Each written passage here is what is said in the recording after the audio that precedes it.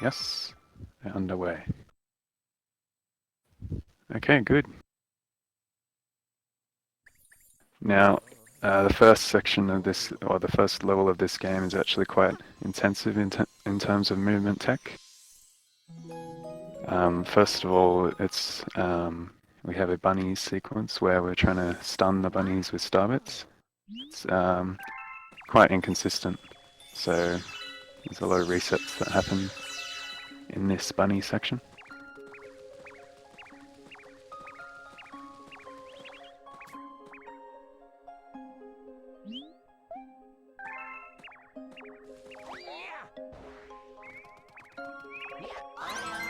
So you have to run towards the bunny while shooting it with a star bit. Okay, both runners got the first bunny. That's good. There's a few different setups that you can use to make it easier to shoot the bunnies. Cloud got a nice second bunny catch there. Immediately caught it. And Danny wasn't too far behind. And the last one is usually not too bad. Alright, nice work from both runners. That's good to see. If anyone has questions throughout the race, feel free to type it in chat. I'll try and respond to it.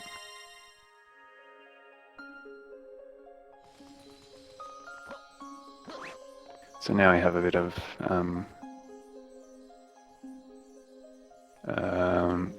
of talking to Rosalina. Not much to say here.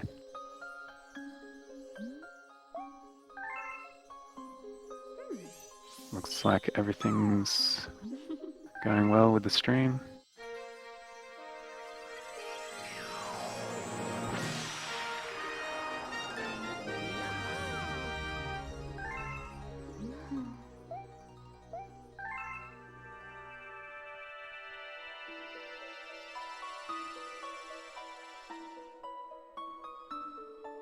Now I'll get into the difference between the two runners in just a sec.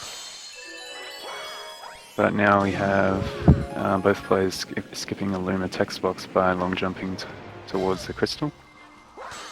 We're going to collect the star chips on this planet.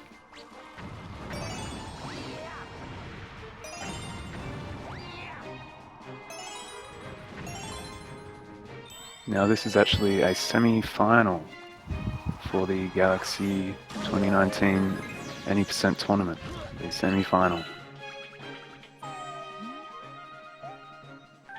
And a good semi-final it should be, because these runners are very close in skill level. I'm really excited to see how it plays out. Both players are playing on the Japanese version of the game, which is one of the fastest, because there is less text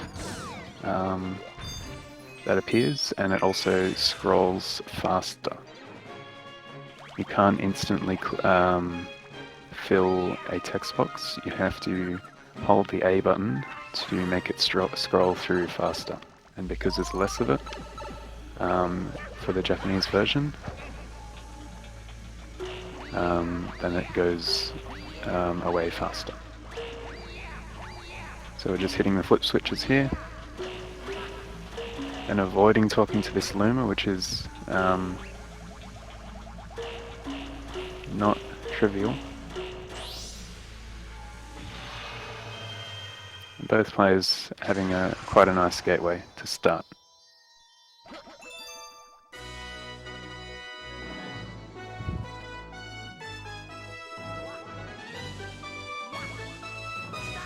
Alright. I'll switch the audio to Cloud for a bit. Okay, so the main difference between what the runners are using for their setup is that Danny is using the 4:3 aspect ratio, and Mr.CloudKirby, or Cloud I will refer to him as, is using the 16:9 or widescreen ratio aspect ratio on the Wii. You might not think that it makes much of a difference, but there are quite a few instances where one player or the other will have a small advantage over their opponent. And I'll try and point that out throughout the run.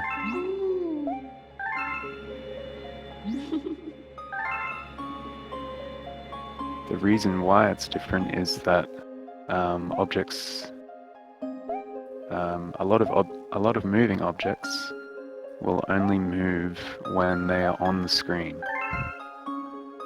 So because 4x3 is narrower, then there are less objects on the screen that are able to move. So it kind of changes cycles a little bit, and the way things spawn sometimes. So we talked to Resonator again, giving us a challenge to collect power stars.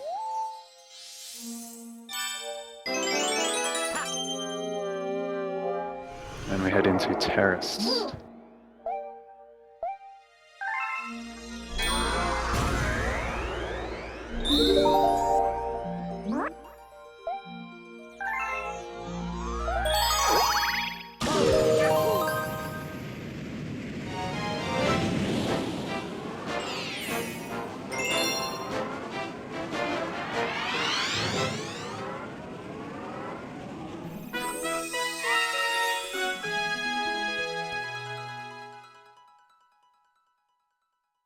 So as they approach this level, they're going to be moving their cursor around to collect starbits.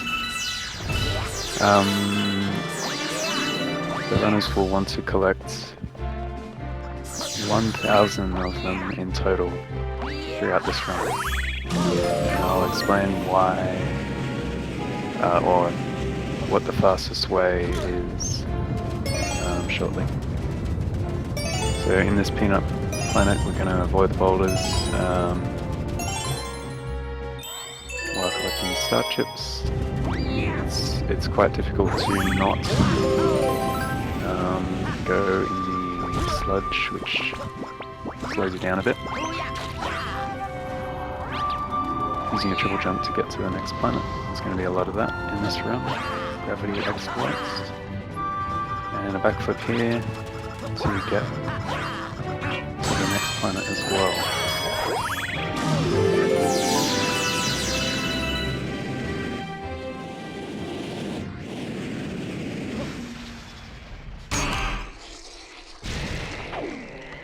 So in general, we only want to collect starbits from as few levels as possible, because every time you collect starbits in a level, you get a notification that pops up at the end, which says you collected X number of starbits.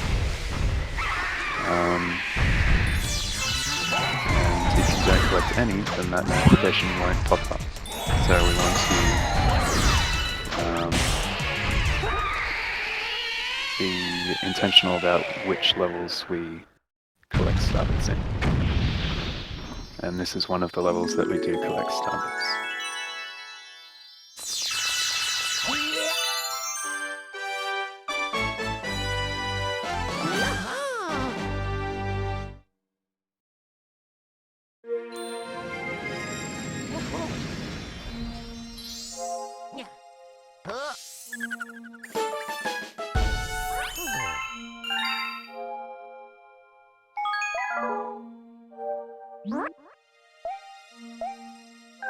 You might not be able to see, but in every case we click the don't save option because we want to go fast. So we feed this Luma here, we feed it 6 starbits and then grab the 8 that are above it. So we get a total of a net gain of 2.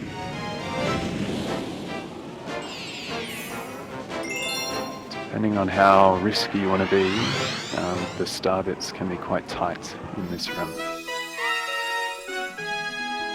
But usually in a race, people won't risk it as much.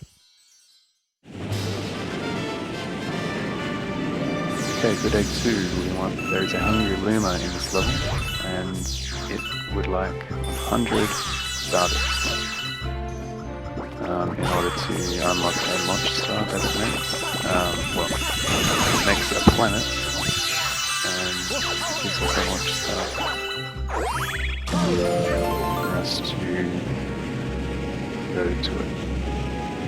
Now, what the runners just did there, they did a moon bounce, which involved a homing ground pound by spinning and then ground pounding. They homed in onto the Luma and used their momentum in such a way to get to the launch star without the need of the cool stars that are used in the intended way method.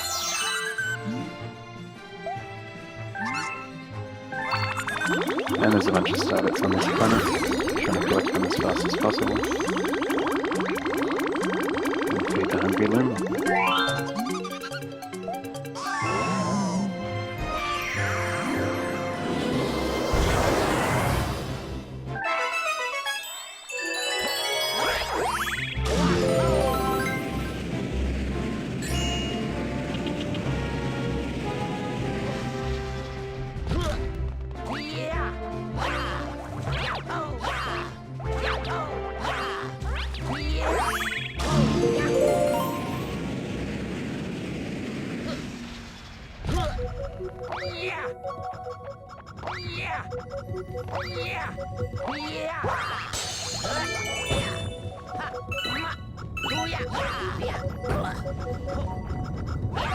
Cloud gets a pretty nice cycle on that moving piston, I guess you'd call it. And so does Danny. It's nice. And using a well-timed spin to get into that next gravity intersection quicker. So it looks like Cloud has maybe 9-second lead at the moment. The thing is, in this game, mistakes cost you a lot, often. So it's definitely not over yet, definitely. But it's good to see both players are playing well so far. Should be in for a close race. Alright, we are into Honey Hive 1, which is quite an interesting, I'd say quite a well-known skip is in this level. It's called Tree Skip, or Honey Hive 1 Skip. We're not going to do the intended route at all here in this level. Cloud's turning his camera around to get some more starbits here. Doesn't lose any time because you're sliding up, you're running up the slope anyway.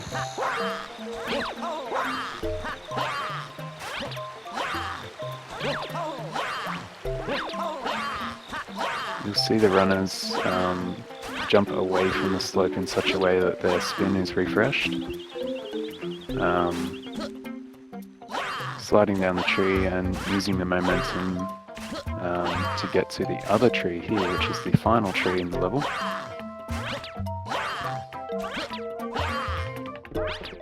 And both runners got it first try, which is nice.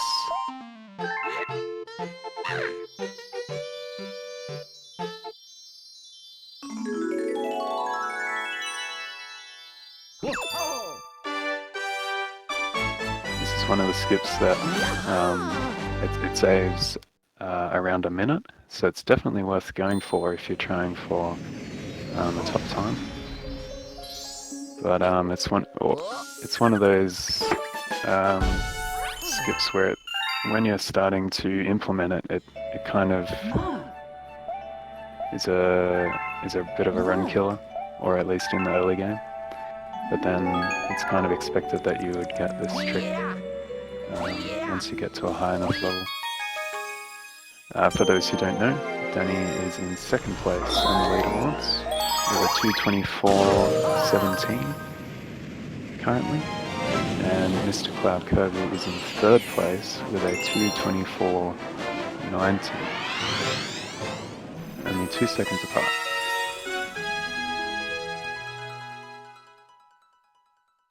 So Honey Hive 2, it's a pretty fun level, in my opinion. It's kind of similar to Honey Hive 1, but we get to do some more movement after we get to the point where we started the tree skip in the other level.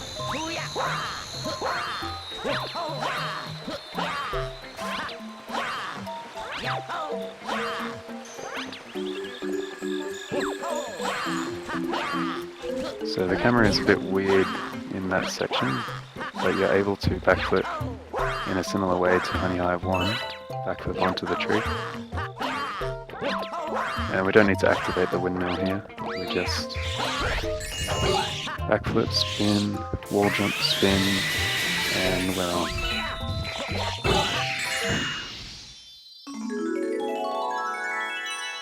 Ooh. Okay, Danny just slightly hesitating on that backflip there. It's hard to maintain the downright angle that you need to be able to wall jump off the curved surface of the tower. But second try is okay. So Cloud's getting a bit of a lead on Danny right now, but again, this could change quite quickly.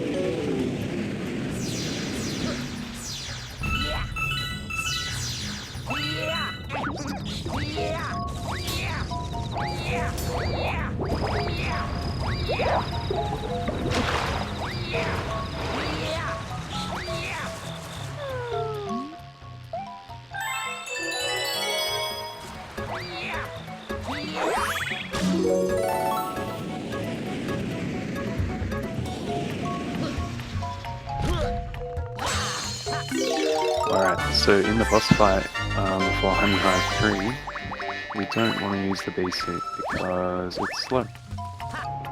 So what we're going to do, well, for the first phase we're going to keep the bee suit, ground pounding on the big melee bug.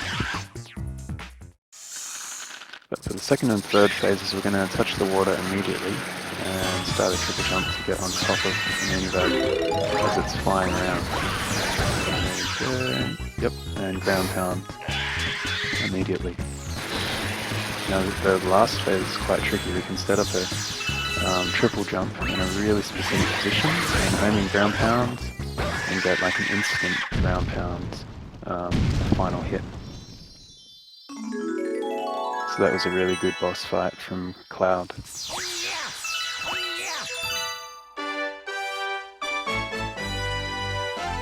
And Danny has a little bit of a different setup here, just gonna wait till the Manibug is facing parallel to the ground again, and then backflip rather than setting up that triple jump, which loses about 3 or 4 seconds.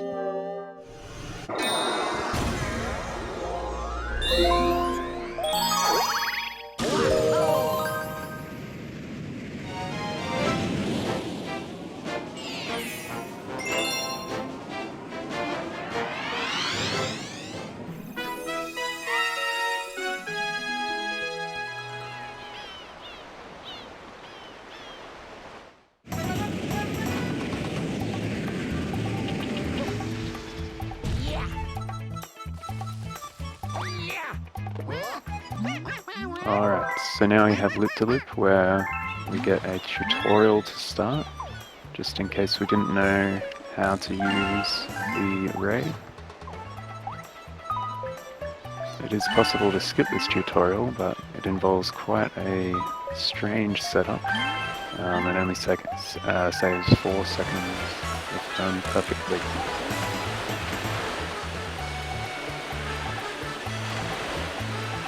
You'll notice Cloud is avoiding the coins here, Again, this is similar to what we do with star bits.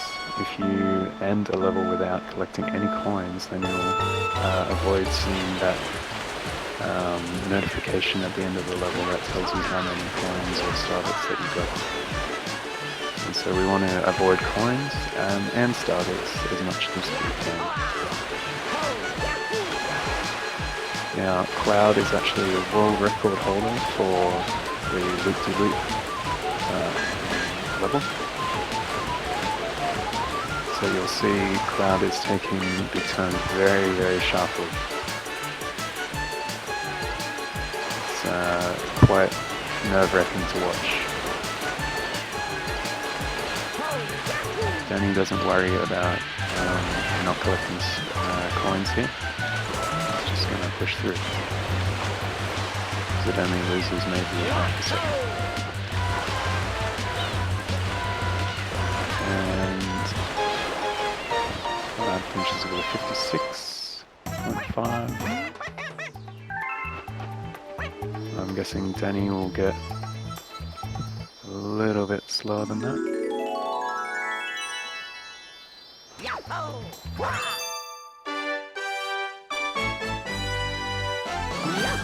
56.8.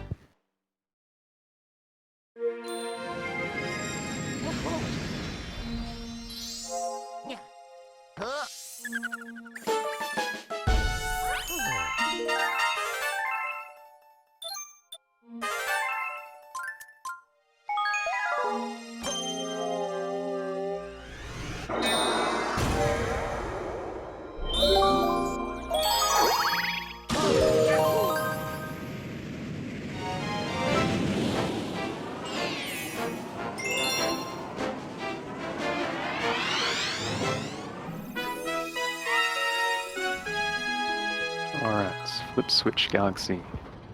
Very short level. You're going to touch all the flip switches and set up a triple jump to get to the star immediately without using the spring at the end of the level. This is all about cycles, but once you know what you're doing, you can predict where everything is going to be.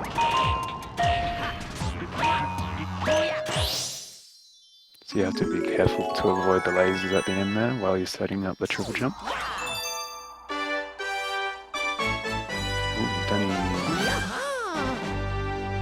a little bit off on the angle there. He might be a bit late on... No, he's fine. Okay.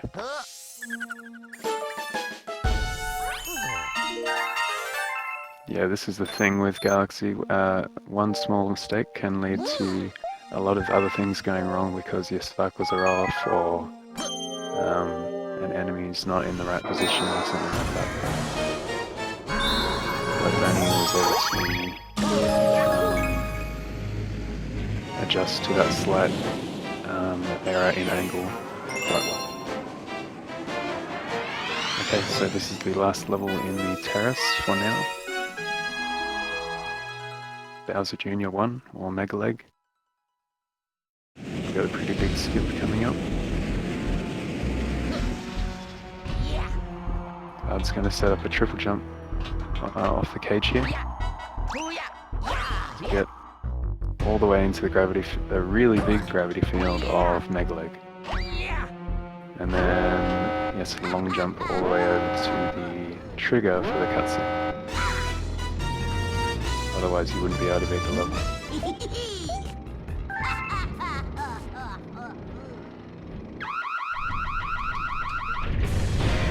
And Danny opting to get starbits in this level.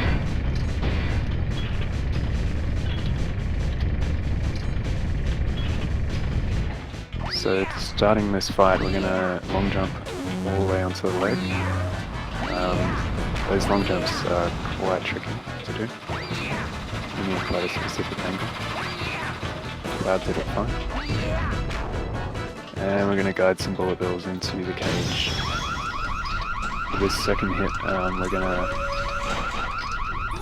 jump up in such a way that to guide the bullet bill above the cages that you're normally meant to break to get to the launch star cage earlier than intended.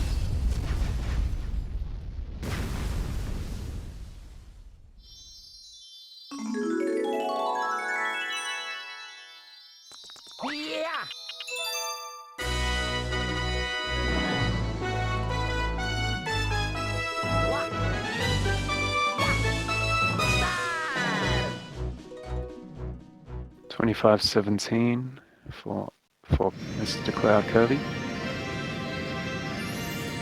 That is a very good Terrace time. And Danny gets a 25:38 maybe? Yep. Which is also not too bad.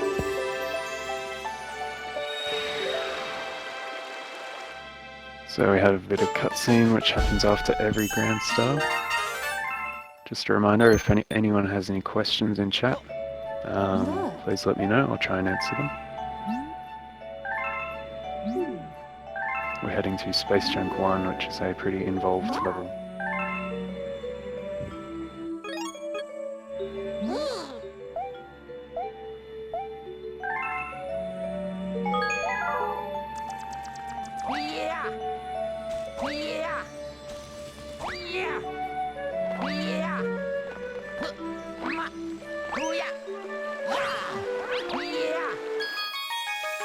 Yeah, and the movement to the fountain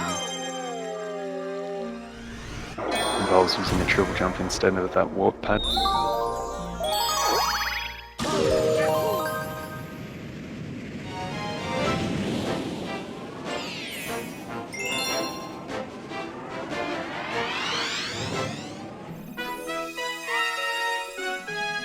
Okay, Space Junk 1, it involves a pull star skip. We're going to use the momentum from a pull star to get to an area of the level that we're not meant to get to. We need to use backwards momentum, so we need Luigi to face a certain direction. It's a bit hard to explain which direction we need, but I'll be able to see. Yep, that's good. Okay, so first try from Cloud, that's really good. Often it's hard to get a quick backup if you mess it up for the first try. It's all about doing the same movement over in exactly the same way to be able to get the right way that Luigi's facing. So Danny had a bit of trouble. Can he get the backup though? Yes, he can. Yes, and I saw that Cloud was struggling with Sludgy Hop, which is the second big trick in this level.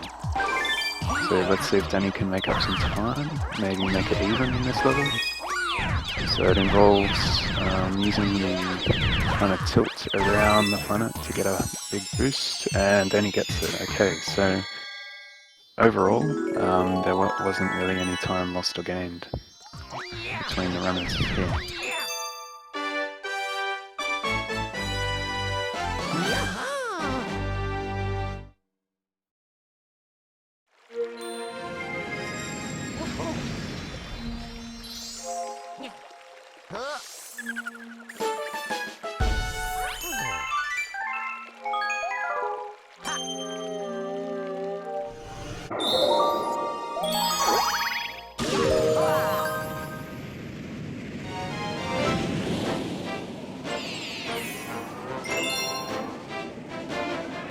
Okay, Space Junk 2. Now usually this level is not very eventful, but recently Danny found a manipulation that you can do on the boss fight, which allows you to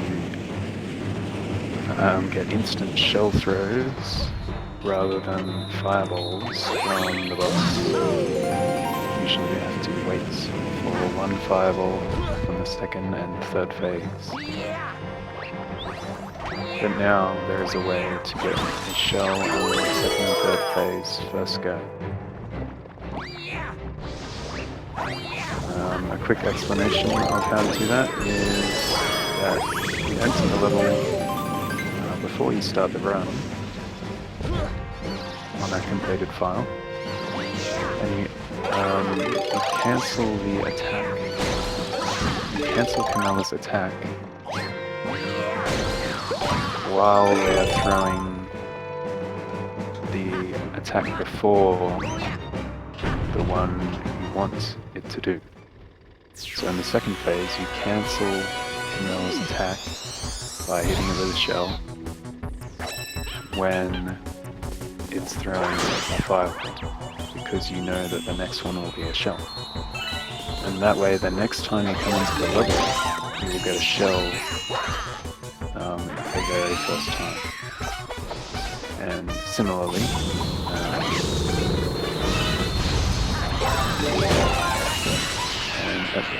the same goes for the third phase, except the pattern is slightly different, with being fireball, fireball, shell, fireball, fireball, shell, rather than just alternating between fireball and shell.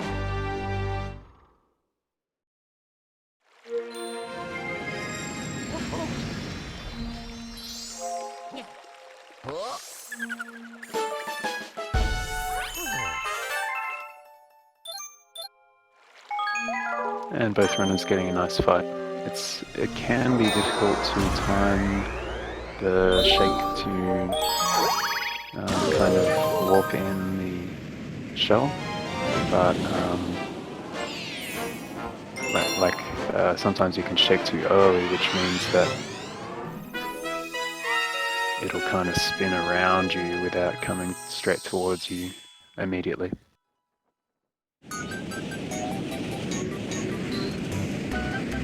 Okay, rolling green. So the only big thing to mention is at the start here, after the tutorial, we've got a bit of a skip, which we jump off onto the railing early.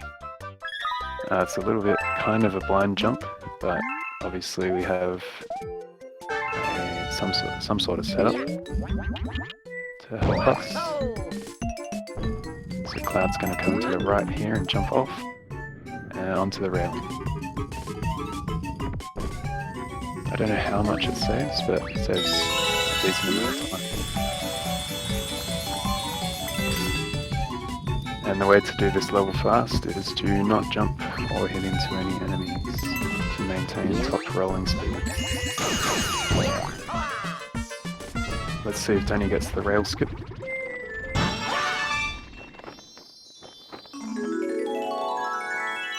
Yep, all fine.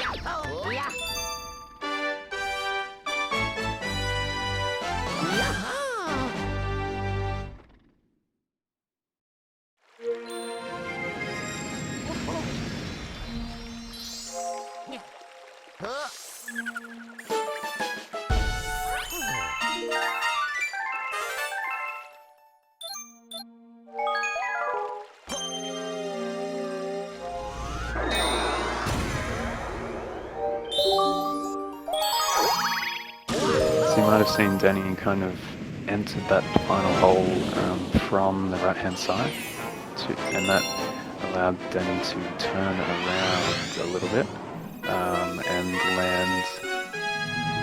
land on the flagpole after spinning. Usually it's not possible if you go straight on because you're facing forward. So that saves a tiny bit of time. Okay, Battle Rock 1 from Cloud. Triple jump to avoid using pull stars.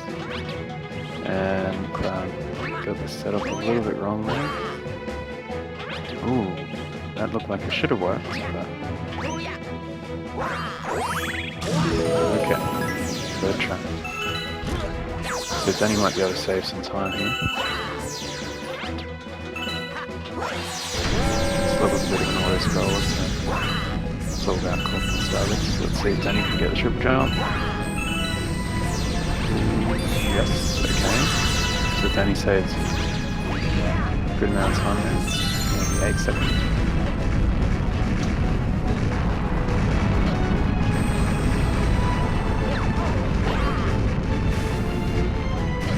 One thing that I haven't mentioned is that when the runners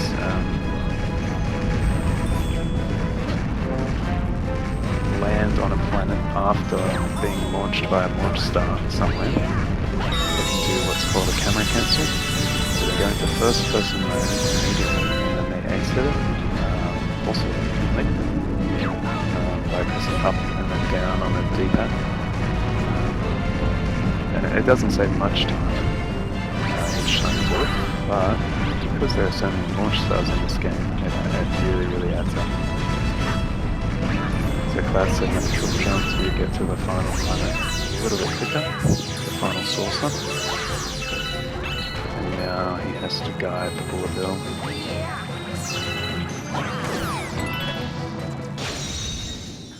that was quite close. You don't want that mini Goomba to be in the way, because the bullet bill can sometimes hit it.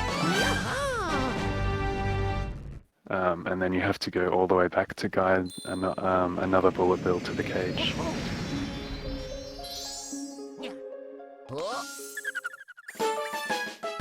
That also looked quite close from Danny. But both players are able to get on top of the cage before the bullet bill was able to break the cage, which means they can just fall into the star rather than being from a stationary position and walking and then jumping into the star, which saves a little bit of time. Luigi's acceleration from standing still is not very fast.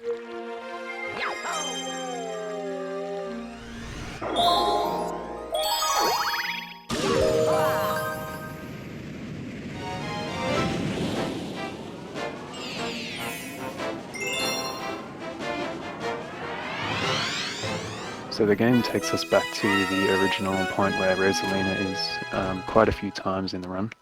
So when you're making a route for this game, you have to keep that in mind. You have to know when to make the trips and when it's faster to be walked back and things like that. So it's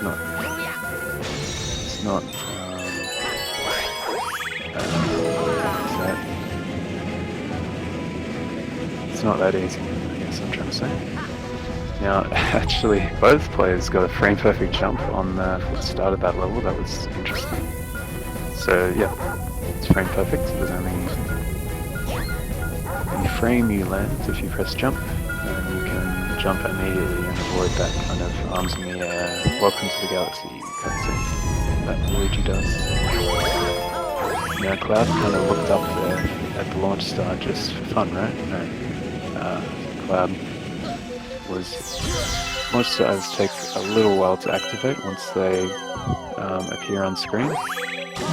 So if you look up at it, activates while you're waiting for the full star to activate as well, I guess. Well, actually, you're waiting for the Luna to kind of transform into a full star. Sling star, you can say. So it's little things like that. Objects only move when they're on the screen. That's what you need to remember. Again, here we're looking up at the crystal, manipulating where it is, and then instantly being able to shoot because we know where it will be, because we looked up.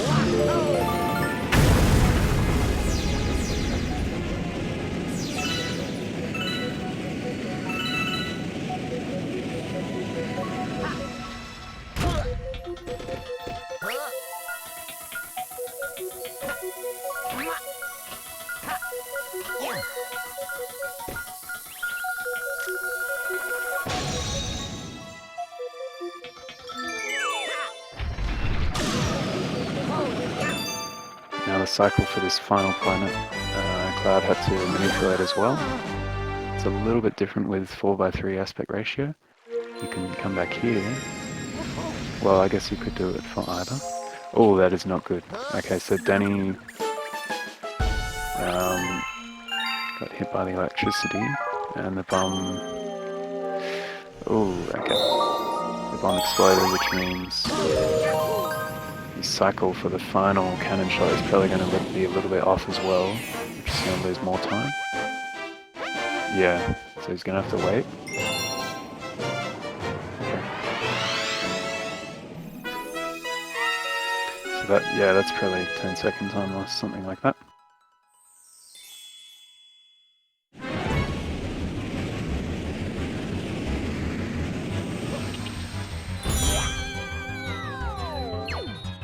Okay, so now Cloud's heading into Space Jump Comet, which is exactly like Space Jump 1, except you have a timer. And if you die, then you have to start the whole level again. So the final section in this level is a bit riskier, or at least it feels like it. Because if you die, then you lose 2 minutes. And sludgy help from Cloud was perfect this time.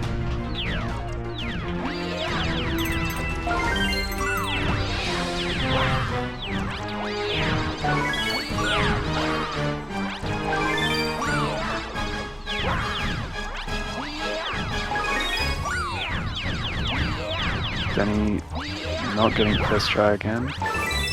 Second try is okay. So Danny doesn't have any opportunity to save time over Cloud here because Cloud got Sludgy Hop first try. Let's see if Danny can get Sludgy Hop first try.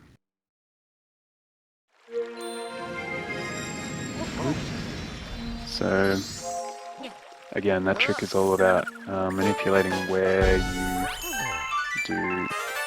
you do your final triple jump, which position and at what angle you approach it at.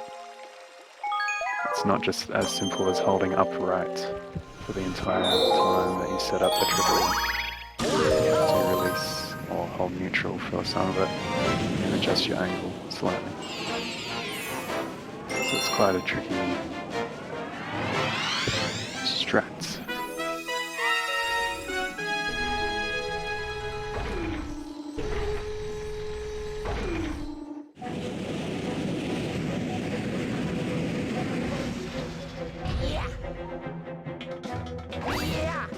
Okay. Battle Rock 3 is a level where 4x3 is quite severely disadvantaged because there's a cycle coming up, which I'll try and point out.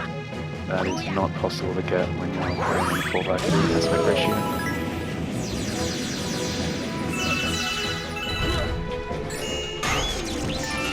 So Cloud uses Starbit there to shoot the red topman into the electricity, which saves a bit of time.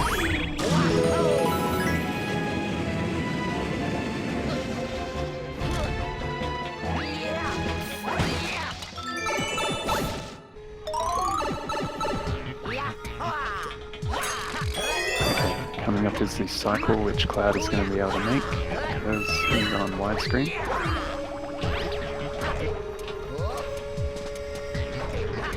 And also if you look over at Danny's setting up the triple jump.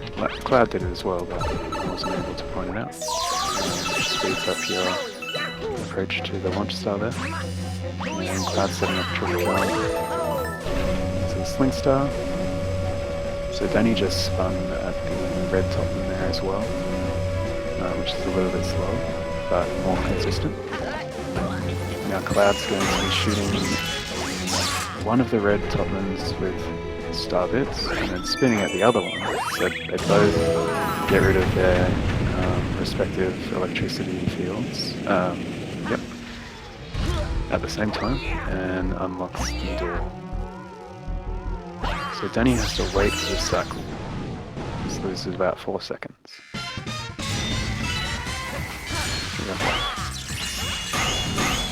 And there's nothing you can do about that. You're playing in the 4x3 aspect ratio.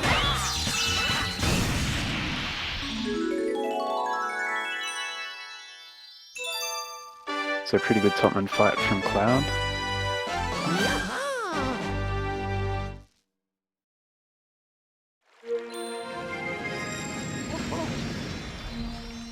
The hard bit about the fight, which I'll try and point out for Danny, or maybe Cloud because we've got the comment coming up, is that you want the yellow spinning tops to be out of the way. So you can shoot them with starbits, but it's kind of hard to aim at them actually because they're moving around all the time. So Danny's opting to bounce on the top maniac, go onto the ground first and then spinning. It's more consistent and it means that you don't need to, you don't risk landing on the top of the red topman.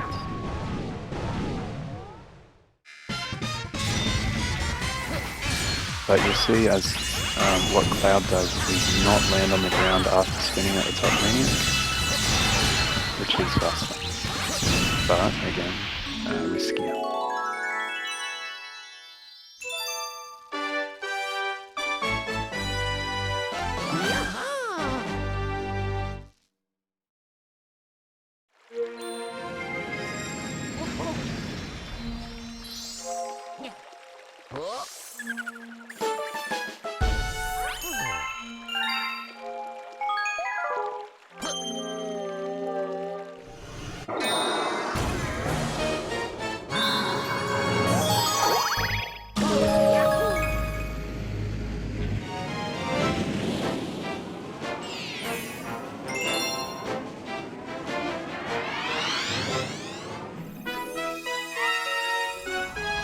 So Danny was able to get rid of all of those yellow spinning tops, which meant that the fight was a lot easier to make fast.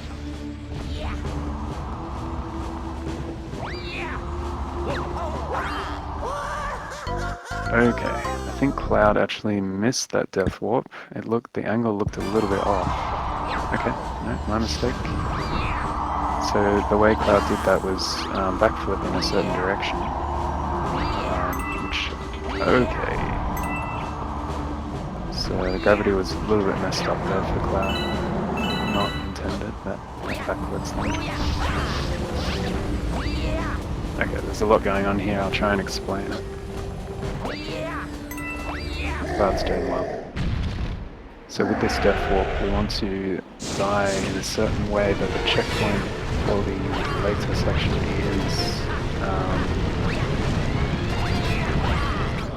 is triggered. So Danny's doing it here, backflip, spin, die, and hopefully you get the checkpoint if all things go well.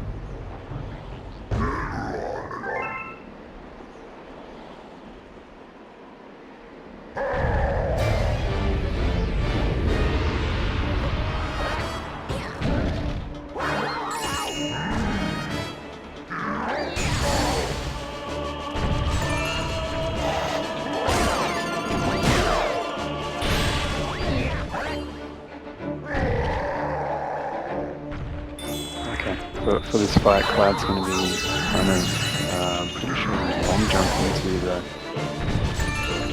Bowser's head and spin immediately to cancel the fireballs that Bowser is producing.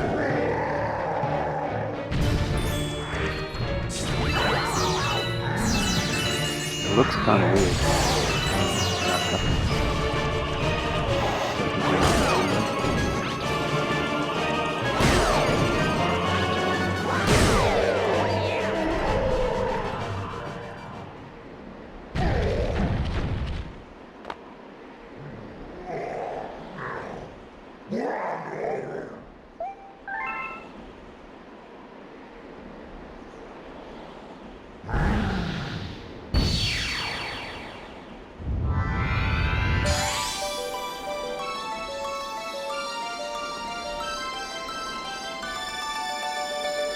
Ooh, Danny missing that hit because of the crystal. Those green platforms that are on the Bowser's planet just there can also be quite annoying, because they can be right in front of your face when you're trying to spin against Bowser, and then so you spin against the green platform rather than Bowser. So it looks like Cloud has around a 45-second lead, maybe more, 50-second lead to Danny, which is starting to be quite significant. But it's definitely not over yet.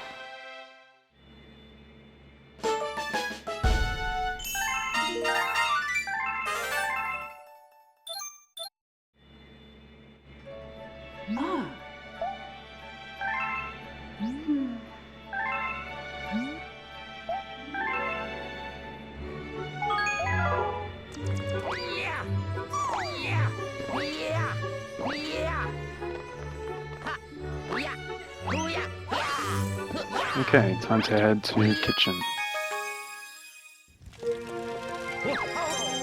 Kitchen is pretty, well, I don't know. I was going to say it's pretty hard, but like, every level is quite hard. Every level has some hard bits to it. In particular, the kitchen has Ghostly Secret, which has one of the hardest tricks in the game, if not the hardest.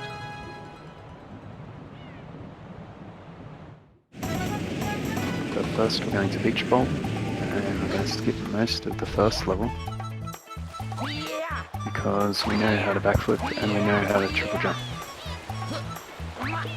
This level features, well, it utilises one of the features of this game, which is tilt. So if we have good tilt, then our triple jumps will go a little bit higher than if we had bad tilt. And that makes that triple jump that Cloud just did to get to the final platform just that little bit easier.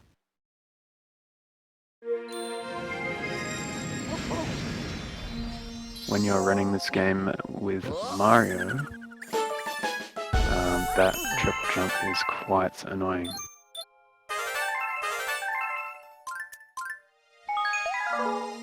And also impossible if you have bad tilt.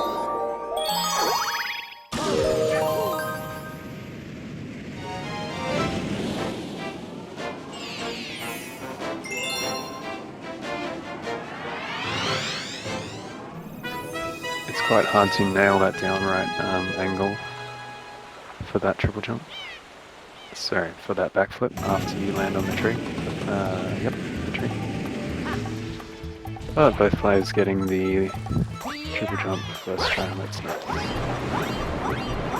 Cloud was going for a frame perfect ground pound out of a long jump just there. It's worth going for. You might see him get a hit. Opting for just a spin and ground pound right after it would be a home ground pound. You have to time it so that you spin, you have to delay the long jump, sorry, you have to spin and then delay the long jump in such a way for a specific amount of time so that it doesn't become a homing ground pound, which takes a little bit more time.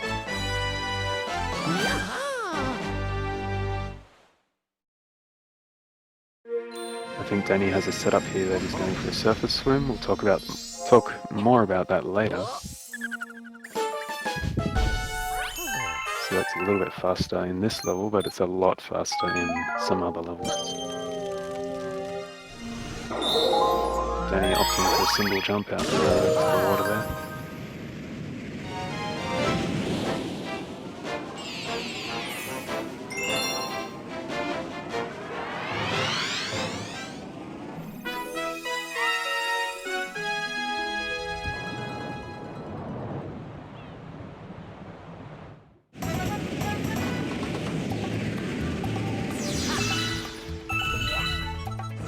Okay, so we're entering Beach Bowl 3, but we're actually going to do Beach Bowl Secret.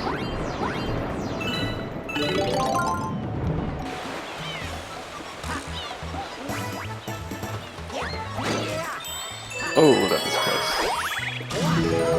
It's quite easy for that. It's quite easy for that shell to miss just because of fun auto-aim mechanics in this game. So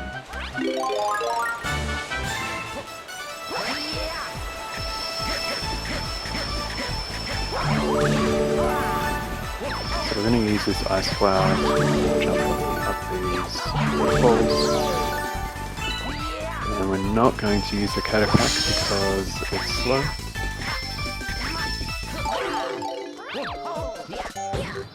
Ooh, and we're going to try to backflip into the star without getting a second try.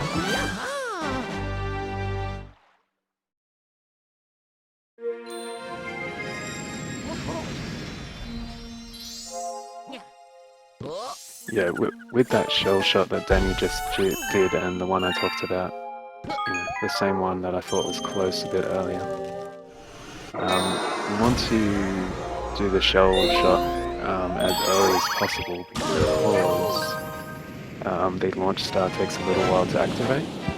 So you want the launch star to be on screen for as early as possible as you're running towards it. That's why you do the shell shot early, which makes it riskier, but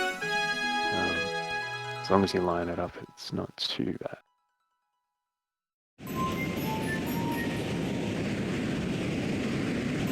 Risk versus reward. Alright, Cloud's heading into Ghostly 1, which is a pretty movement intensive level. So with this invincible star, we want to walk into it while we're at running speed, because it takes a while to go from walking speed to kind of P speed, you could call it, with this invincible star. So we want to keep this P speed as long as possible. Cloud's doing really well so far, and now it runs out, but he wants to get this final star chip. So you unlock this launch star. So that's quite hard to do because you're running at the speed. And Cloud is going to do what we call mansion clip, clipping through the underside of the building here, using the pull star's momentum once again. Okay, he doesn't need to use the second pull star there, which is fun. Let's see how Danny goes with P-speed momentum. Also, if you spin against that ghost, you'll get the key, you don't need to use the light.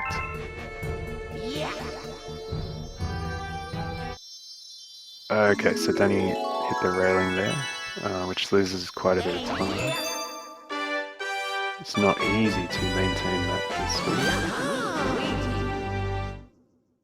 Maybe only 3 or 4 seconds.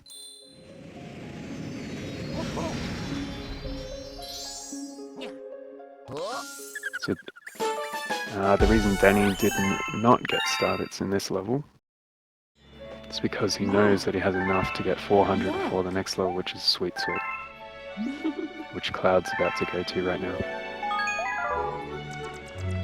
So there's slight variations in which levels people choose to get started to.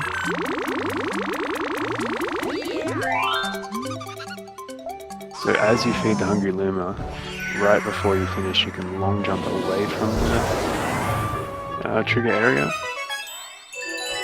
But obviously you don't want to long jump too early, because then you'll stop feeding the Hungry Luma and it won't transform.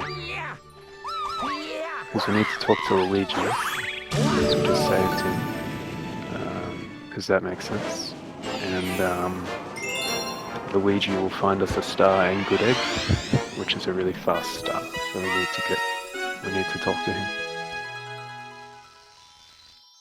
Okay, Sweet Sweet. Now,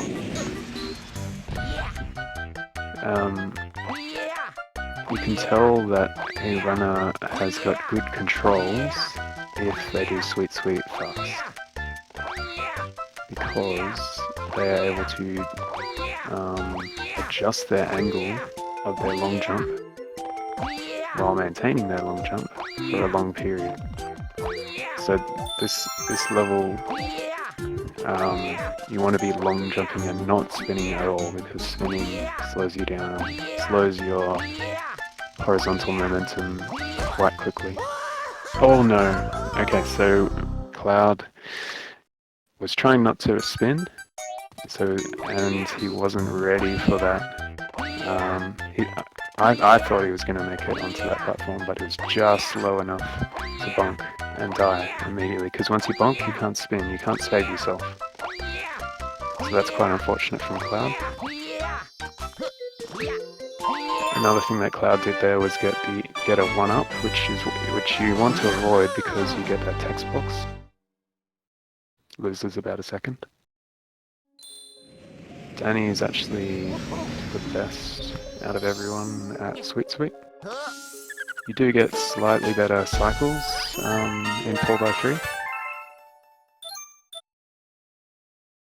And that was really solid from Danny, so Danny's making up quite a bit of time here.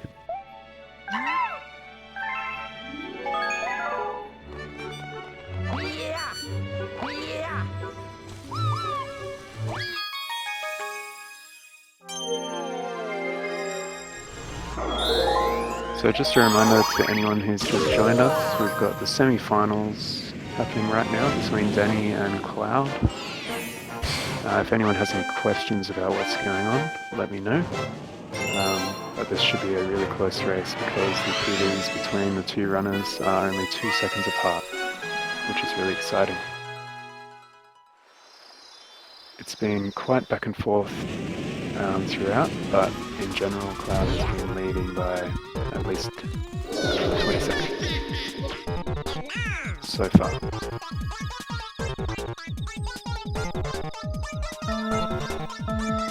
Now there's going to be 4 of these cosmic Luigi races. You can get a starting boost by pressing Z and then A when the timer says go. And we can skip most of this level, most of this race by falling off that fence post and then spinning using backwards momentum to get onto that platform.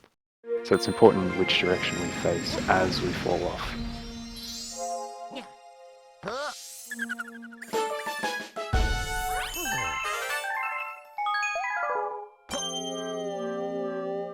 Only a little bit close to the edge there, but not too bad.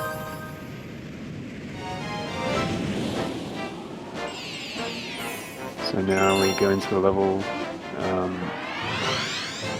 this is why we talk to Luigi, because we have this star. Thanks.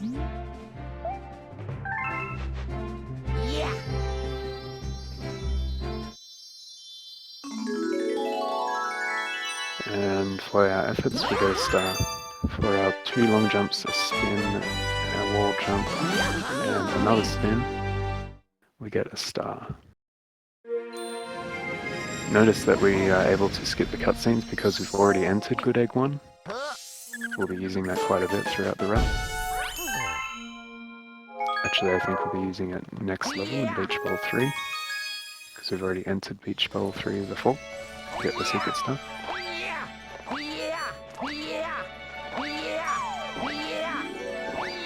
Now we can, one thing you might not be aware of is you can change your angle as you chain your long jumps by continually holding Z and just letting yourself slide a little bit as you change direction, and then pressing A to initiate the next long jump. So we chain the long jumps and we're able to change direction while we do so.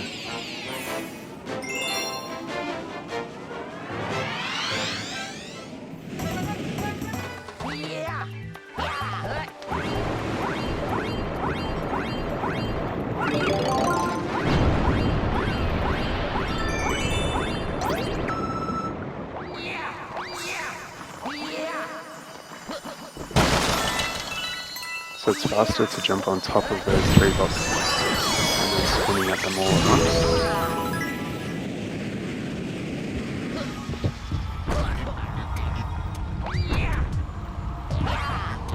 Okay, this is a pretty cool skip coming up. I'm going to triple jump onto the Tox box. That's not a skip, but that is also cool. But we're going to long jump up left, and spin at the right time. Get a wall jump off that platform and go to the crystal straight away. Saves like 8 seconds.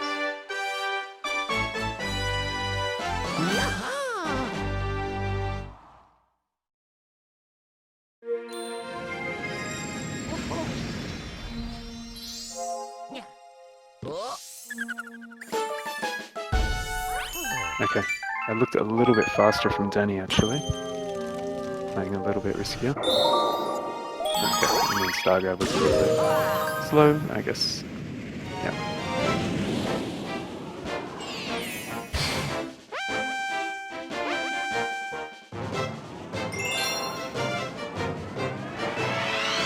Another thing to mention with the comets, I haven't explicitly said it, but for those who've played it before, they know about the comets.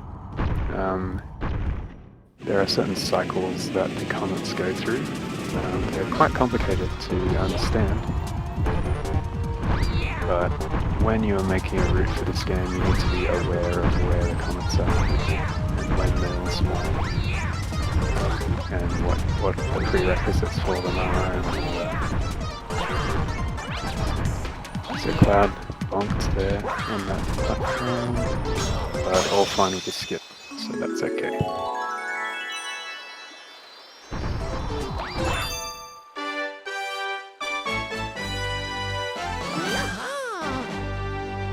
Ooh, wow. Okay, nice. That was good from Danny so far. Okay, cool. Danny's having a bit of time there, as long as the star grab's good. Yes. Okay. Alright, so now we have the hardest trick in the run. Both players are going for keyless, question mark. Maybe Danny will go for the one key method, which is a little bit slower, but I'm almost certain that Mr.CloudKirby will go for the keyless method. So I'll try and explain it as much as I can. So there's an auto scroller at the end of this level, which reveals more of a section with lots of doors and things as it moves up, kind of thing. But what we're going to do is there is some invisible collision that we can stand on momentarily to get up to the final area without the use of starting the auto scroller. So Cloud's going to land on this first one, we'll jump off the second one, and he gets it first try. That is very good. Well done, Cloud. Let's see how Danny goes.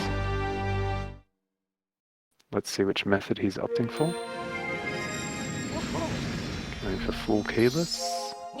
Gets the first one, a little bit low there. And gets the jump off? Yes, he does. Okay, well done to both runners. That was very nice. Hardest trick in the game. Well done. I'm sure they will be very happy that that worked out well for them.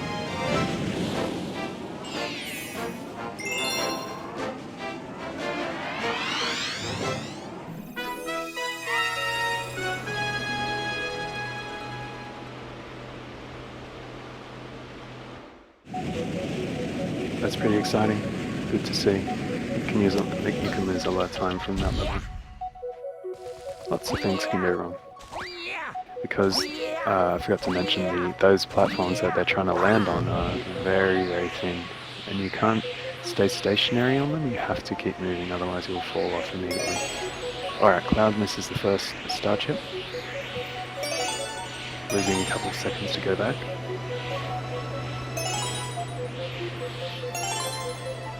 This mine right here is a bit awkward to dodge.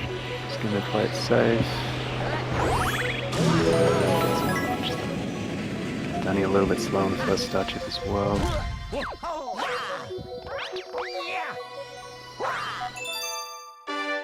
The cycle is slightly different for 4x3 aspect ratio, but he does fine there.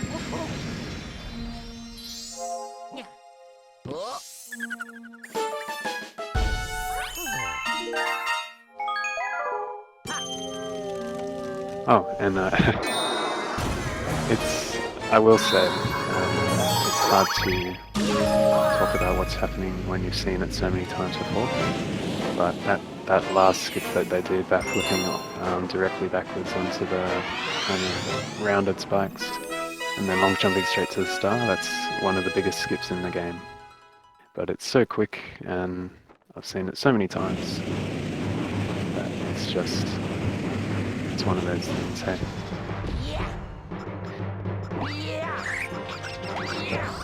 A cool skip nonetheless. Alright, so if you press Z when you're entering a cannon, you can zoom out immediately. And that's what Cloud did to get an immediate cannon shot towards the planet that he wanted to go towards.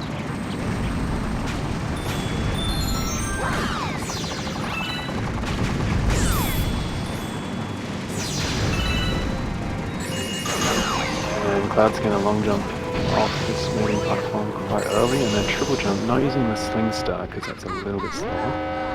Because what happens is the sling star brings you up and it kind of keeps you in the air for a little while, and then as you drop down, when you touch the ground, then cutscene is triggered. So what we do is just triple jump up there instead, and that way you don't get thrown up.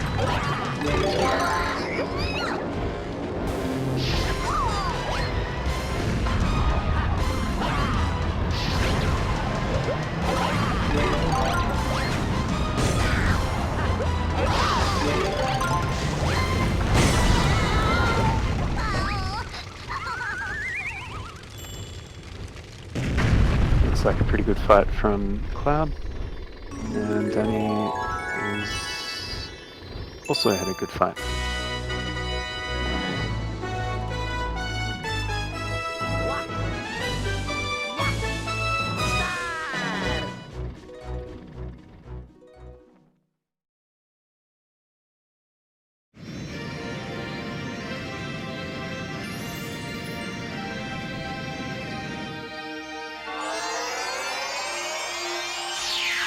So it looks like maybe only 10-15 seconds in it.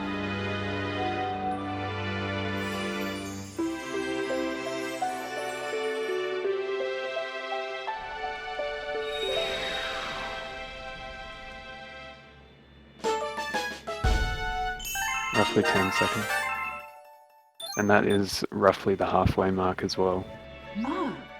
Only 10 seconds apart in the halfway mark, that's very good. Should be a very close race, which is good to see in this semi-final between Danny and Cloud. If anyone has any questions in chat, feel free to ask.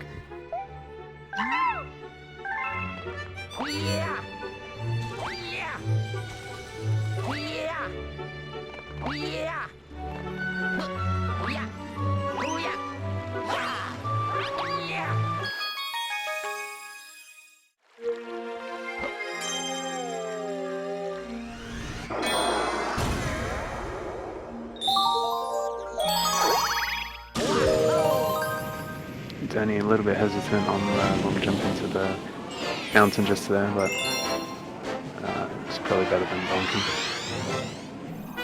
So Hurry Scary, quite a short level, but a couple of things that can make it a little bit faster. So the frame perfect jump at the start of the level, obviously, but then there's also, you can't get a frame perfect jump from the launch star that's about to happen. One Cloud just entered. You can't get a you can't camera cancel where Cloud just landed, just because of how collision works or something. I'm not actually sure why certain planets don't allow for it. But what you can do is a frame perfect camera cancel, and that saves a bit of time as well. So we're just going to collect the notes, and you might have seen they stepped on some platforms and you thought, hang on, that's not where a musical note was. But they did that on purpose so that when that cutscene, that star cutscene finishes, they can walk straight off the edge and ground pound into it. Because the gravity takes you into the middle no matter what, so you may as well ground pound.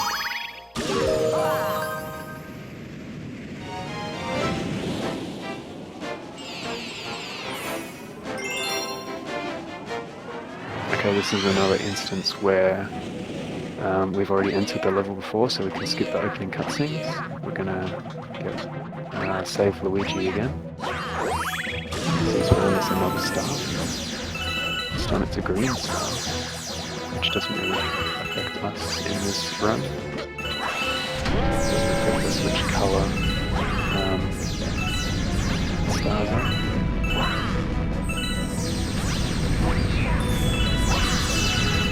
I didn't actually see, but I'm pretty sure both runners got this try triple jump, which is good. So we go into the same auto scroller.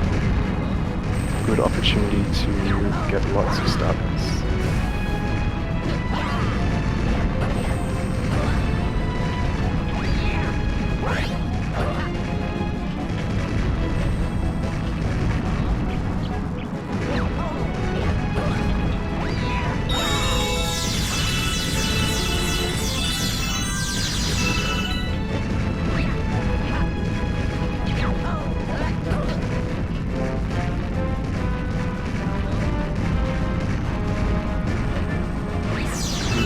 area is being overpowered and eradicated.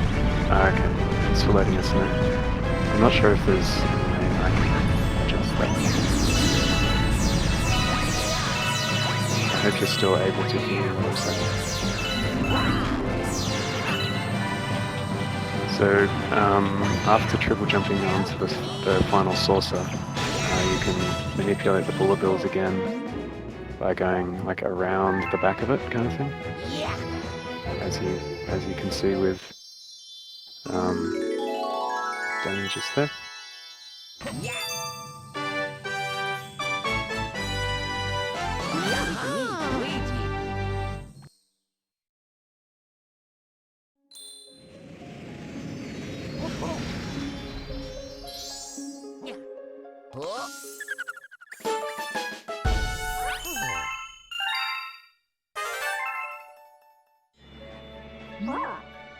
Two Luigis, yes. Apparently it's possible. Alright, so the movement here to bedroom is a little bit tricky because you have to long jump off this ring. Cloud was fine with it.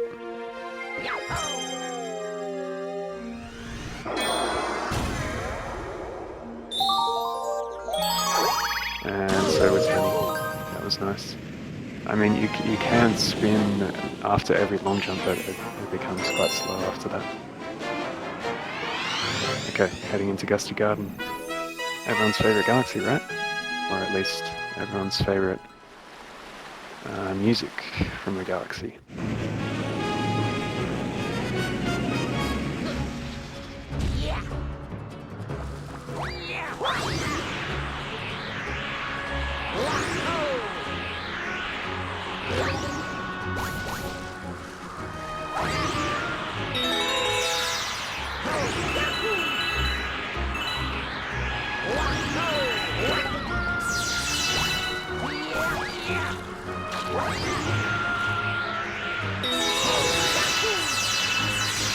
Boy base is also excellent. So the runners are going to hold their flower for a bit longer than intended to get to a planet a bit later. Sorry, a bit further than intended.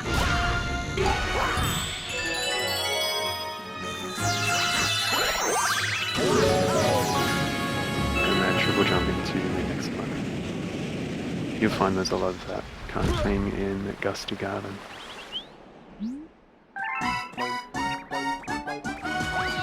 And Cloud's going to instantly catch the bunny. Oh, wow, okay. Usually when you bounce off the bunny like that, the bunny just runs away. But luckily, Cloud is able to adjust quickly and catch the bunny. And then he gets a quicker bunny catch, saving a tiny bit of time there. I don't know if that... yeah, very, very little time. Looking very close still.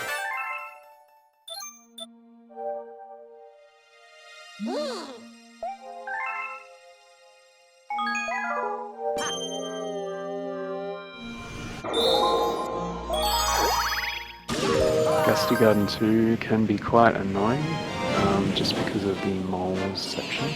I'll try and explain it.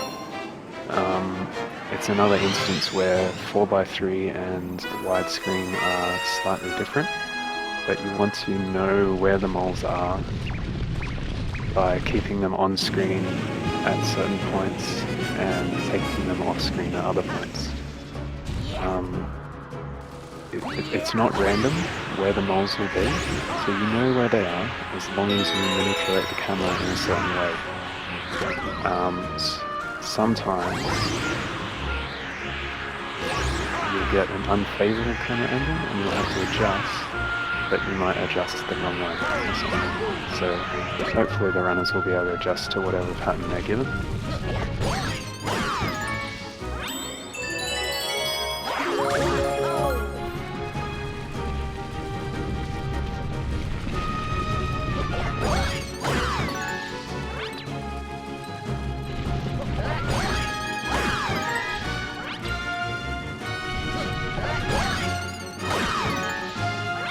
Yep, that was all fine from Cloud.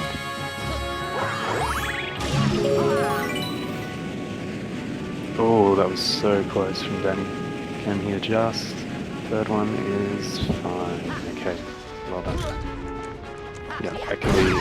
And once you lose sight of one of the moles, like you don't catch up to it or you don't ground pound in time, it's very hard to find it again because it's one of those things where you like chase where you think the mole is going to be, but you kind of forget that the mole doesn't move unless it's on the screen.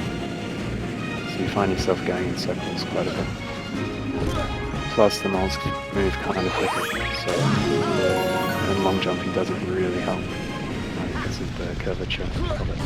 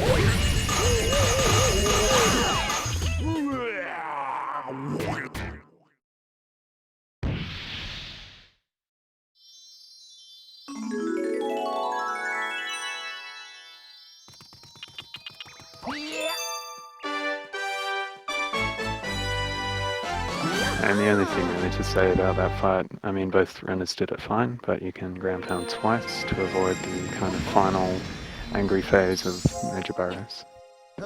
And then use Starbits to stun them.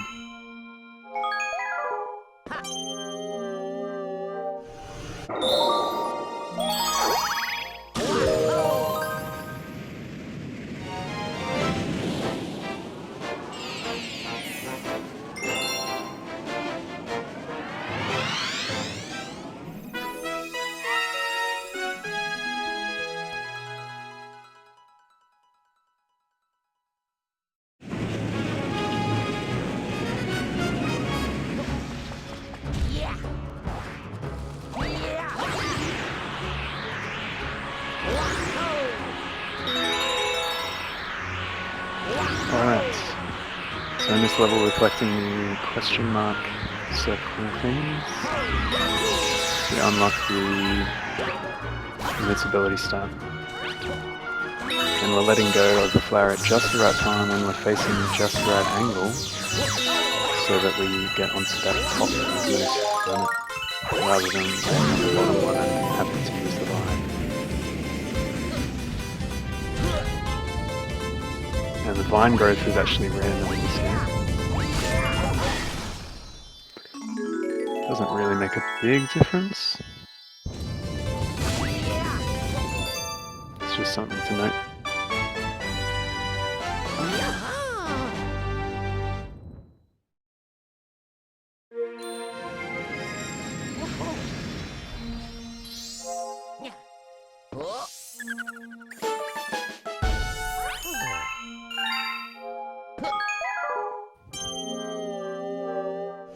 This run is indeed almost tied right now. Very cool to see. Just a reminder for those just joining, the runners' PBs are only 2 seconds apart, so we're hoping for a really close race, and it has been so far. So again, Gusty Garden 3, we've already entered it, so we can skip the cutscenes, the opening cutscenes. We're going to collect these question mark things, but we don't need the final one because we've already we don't need the invincibility stuff.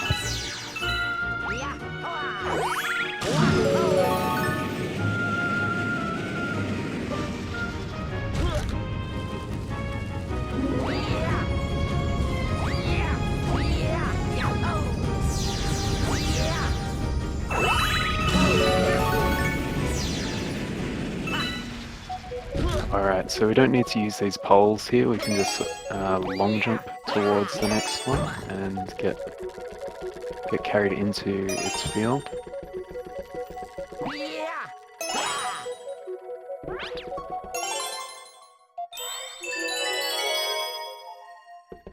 It's pretty kind of counterintuitive how this section works. You have to, like, the controls seem inverted and a bit confusing.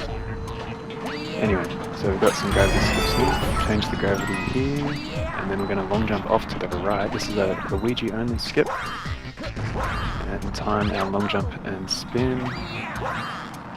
And get to the final area very, very quickly.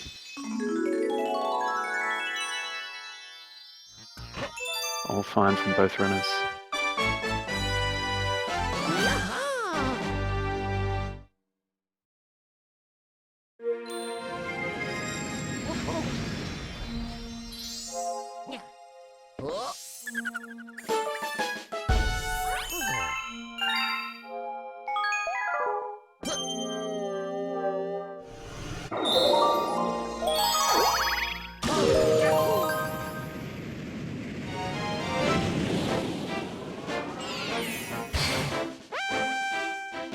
Okay, Ghosty Garden Comet, there's not much to say really, because it's just the Major Burrows boss fight, and we only have 1 health.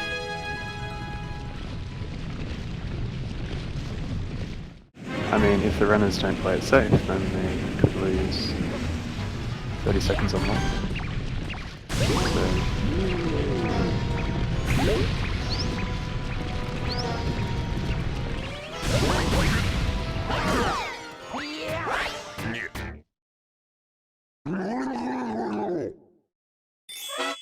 Yeah, definitely.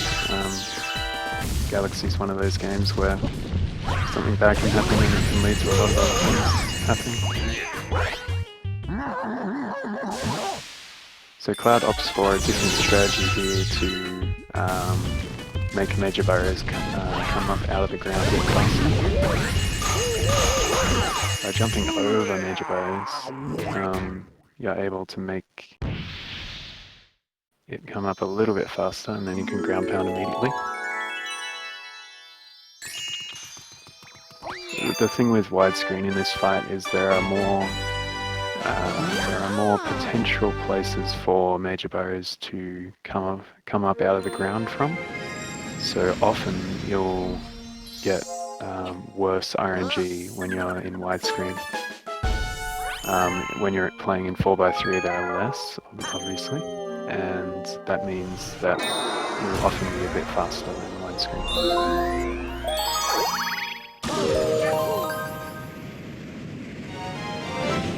Now, Freeze Flame is quite a challenging galaxy for speedrunners because we have a lot of unique styles of skips, I guess you would say. Because it's all about skating and performing skating long jumps, as well as normal movement-based sections.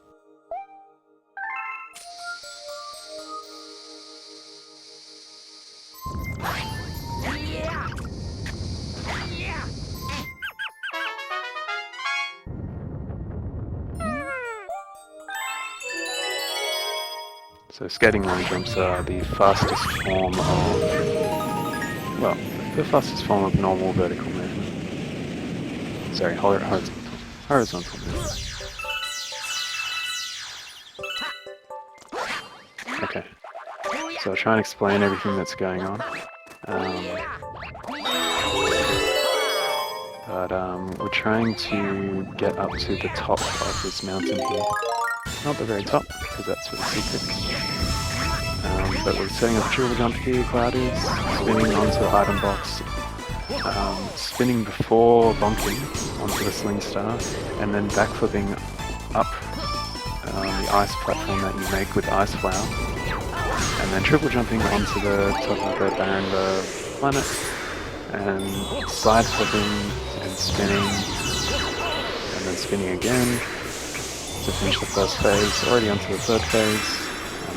Well behind, but basically you spin against Barrenburg to get it to the ground, and then immediately you can do what's called a weak spin, to get a secondary spin before your spin has recharged, to get a second, to get the actual hit, I guess you could call it, onto the boss. And that's what makes that fight so quick. You can actually spin with both the Wii Remote and the nunchuck at the same time, do all these rapid, weak spins, and then you kind of hope that one of them will be able to actually hit the boss. Alright, an interesting thing about this comet coming up, Freeze Flame Comet, is that it appears, the prerequisite star for this comet is Freeze Flame 1. But that doesn't really make sense, because it seems that this comet is based on Freeze Flame 3, the end of the level. Now, we don't really know why that is, but we have to go with it. I mean, we're going to do Freeze Flame 3 anyway. So we get a starting boost. One sec. So, yep. We can skip across these platforms pretty quickly with some skating long jumps. The gravity chains are a bit awkward here, we've got to slide for a little bit to come around, and all fine from Cloud. And Danny was also fine. Now the frame perfect jump on that level, Freeze Flame Comet, it's interesting because that one saves a bit more than usual, maybe I think a significant bit more, like 1 second more than the usual 1 second, so around 2 seconds. Because you're able to jump into the trigger for the Cosmic Luigi at the start of the race. Usually you just jump in the air and then you land and then you do something else. But here you can jump and immediately go into the trigger.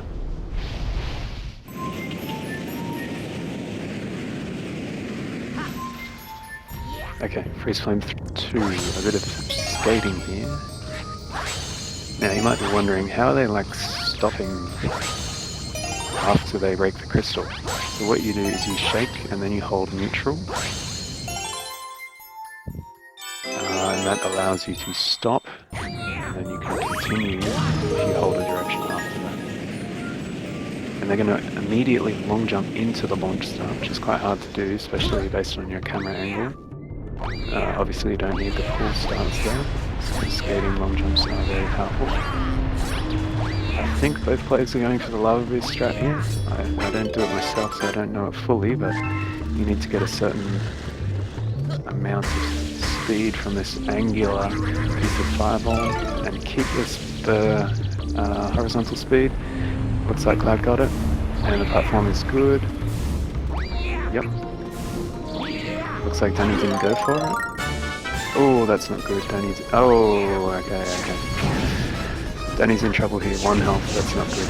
I hope he gets a climb. Even just a backup. Maybe not. Yep, okay, backup climb. Probably a good idea.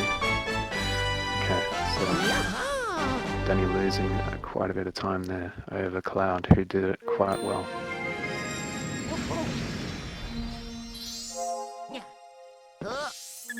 Yeah, you can continuously shake the Wii Remote in a certain rhythm there to not lose height.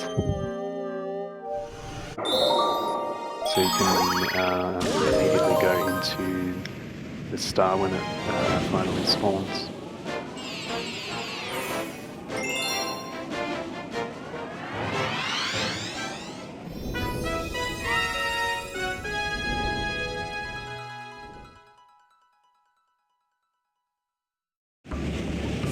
Well, the thing with that loading is those faster major barrier strats are kind of negated by the fact that Danny's playing 4x3, which means he usually gets better patterns. So I would say it's actually even overall. The faster major barrier strats aren't really that much faster. Now it's kind of hard to get that single jump around that donut-shaped planet. Some people go for a skating long jump, obviously slower.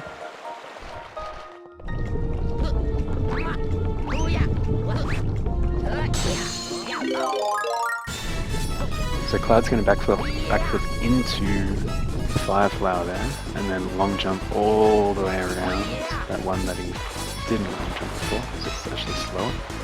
And going for a swim, that's not good. No time for that. Oh yeah, into the launch start. Trying to get some extra starters there. Because you've got a bit of time, you've got to wait for the launch start to load, so you may as well do something. But in that case, I think he lost a bit of time because the launch star was fully loaded when he wasn't in there. Okay, so this is very similar to Freeze Flame Comet. Just getting long jumps.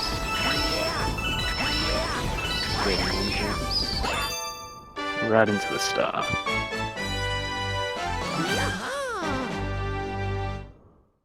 It is possible to avoid that second ice flower, but it's not really necessary.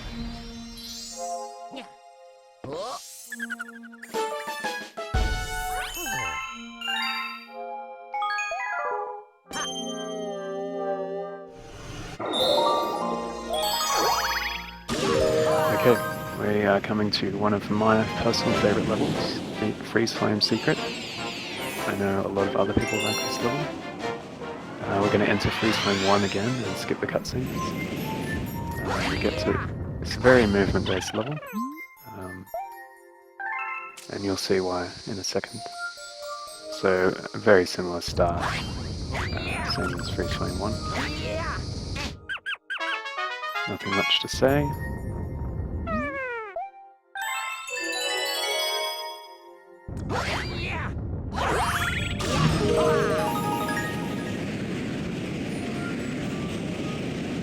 One thing I should say before it happens is there is a potential diagonal wall jump strat, which is pretty tricky, but it saves about a second.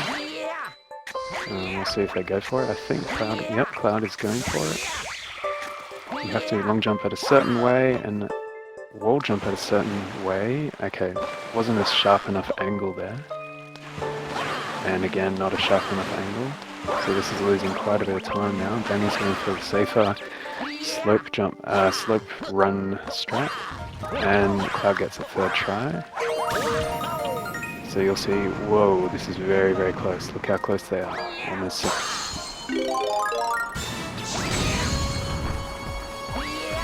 Okay, so there's a cycle here with the moving platforms, and it's a bit off now. I think that's because of the mistake that Cloud made there. Then he gets a ledge grab, which is not good. It takes a while with the snowman. Pretty annoying. Sometimes with fire. Flower. And lots of backflips, spin, wall jump spin, more backflips. Okay. And do we have sync? I think we have sync. Yes. Very nice. Oh yeah. That's so cool to see, especially this late in the run.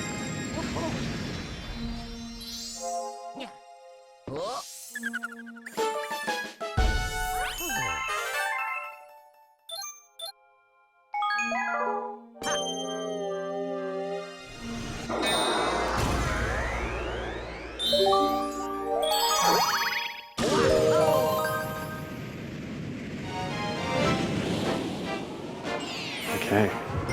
Now, I have to explain this trick that we used in Honey Climb. It's not used anywhere else in the run. We use the bee suit to get a massive vertical boost. So what the basic explanation is that you jump away from the wall and you spin immediately.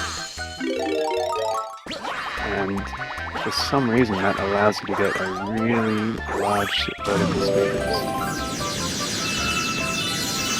Now Danny got the frame for the jump there, but I think Cloud had a fast setup. So Cloud's actually a little bit ahead after that.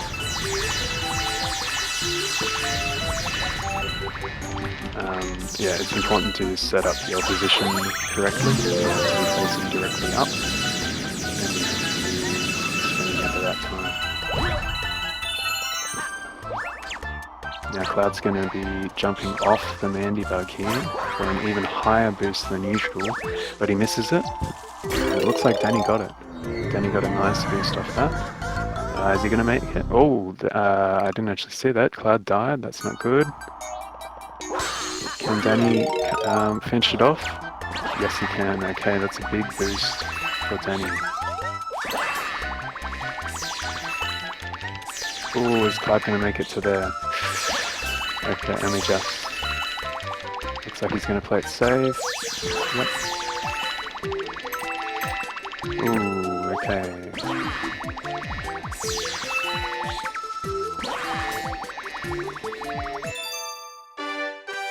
Alright.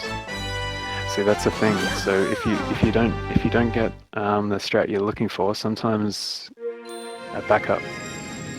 Sometimes you get into a position where you haven't been before and you don't know the exact positioning of how to set up the trick again and that kind of thing. So yeah, that's the thing with Galaxy. A trick might work in a certain place, but once you're not in that place, it might not work anymore. Scrambling. Alright, this level is very beneficial for 4x3 runners, because we have a nice cycle coming up. Going to set up a triple jump here, don't need to wait for the platforms. Now, cycle right here with these pink platforms is really nice in 4x3, you can just long jump straight through, as Danny just did. Now we have a gravity skip coming up, really big one, it's really important. Cloud struggling with the gravity here, but well, that's Danny taking it safe, going to do the safer version of the skip. Looks like he got it. Yep. Okay, let's see how Cloud goes with... Oh, Cloud having trouble with the pole. Is he going to make the cycle? He's got to set it up quickly. Yep, should be fine, should be fine. He makes it through, but still a little bit slow. Oh, that was close as well. I don't know whether he's going to be game enough to go for the fast gravity skip, but he might need to. Okay, he's going for it. And well done. Got it. Nicely done. That's takes some guts to do, especially in the position he's in, losing some time. Alright, so Danny's in this fight.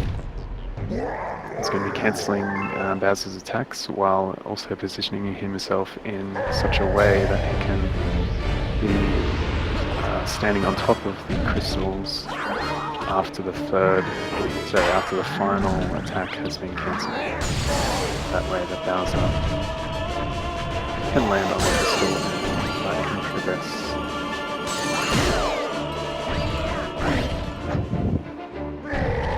I just realized that. Thank you, Spearmeister.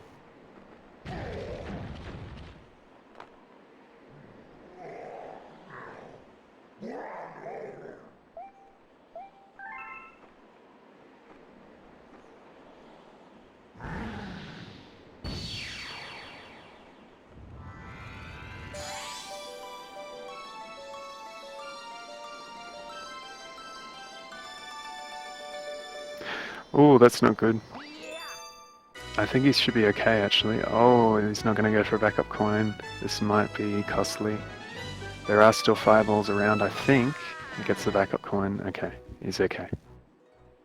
Yeah, that can happen when you kind of get clipped by the side of Bowser as he goes up to come down onto the crystal.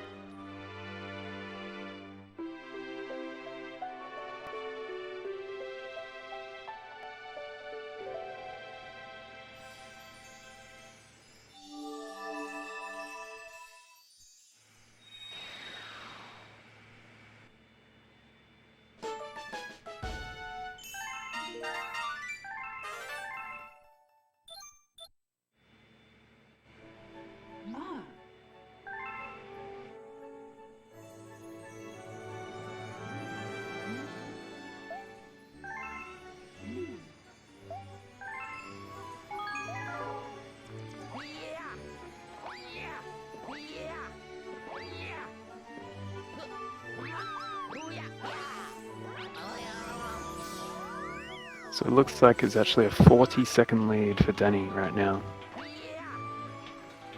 Are Hungry Loons relevant for any percent? Yes. We do Sweet Sweet, which is the one outside Terrace, which is 400 star bits. And then we also do the Drip Drop Hungry Loon, which is outside Kitchen, which is 600 star bits. So in total we need 1000 star bits in the whole run.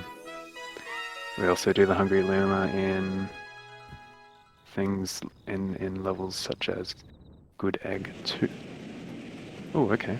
Danny missed the spin there. That was interesting. The race will go for roughly 2.5 hours. Probably less than that.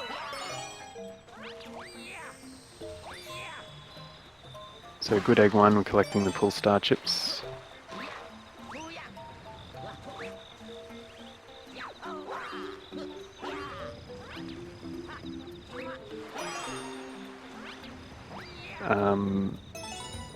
For those who just joined, we've got this. This is the semi-final of the Any Percent Luigi tournament for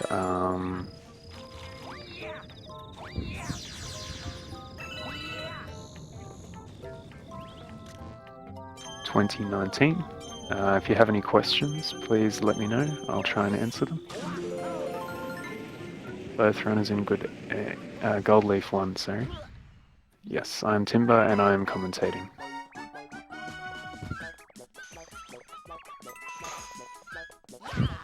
And Danny's able to stun the bunny with star bits.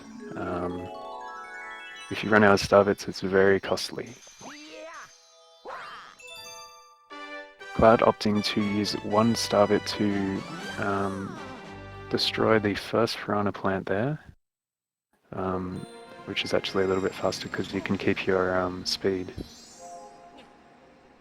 The final will not be tonight, no.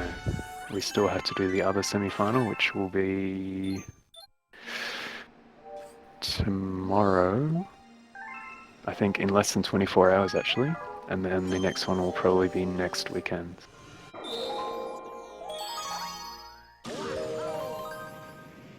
Cloud having a little bit of trouble there, missed the long jump.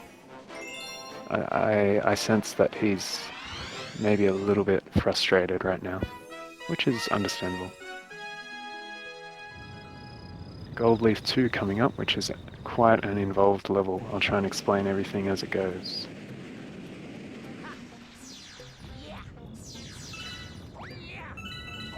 So the first trick here is using the Cataquack to launch yourself up to the place where the launch star is. But you have to kind of manipulate it in such a way that you are facing the right direction, which Danny just did. And then now you need to, I think he's going to, long jump and spin to get into the gravity of the next planet. On the Q planet, set up a triple jump, it's pretty precise. Danny gets it. Using the Cataquack again, and then another one to get to the launch start. Pretty textbook stuff from Danny so far. Sets up a triple jump to get into this B suit.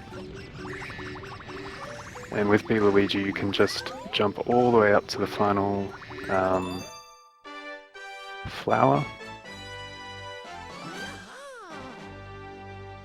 And get the star. Cloud gets a nice cube triple jump as well. Cataquacks can be very annoying if they don't cooperate.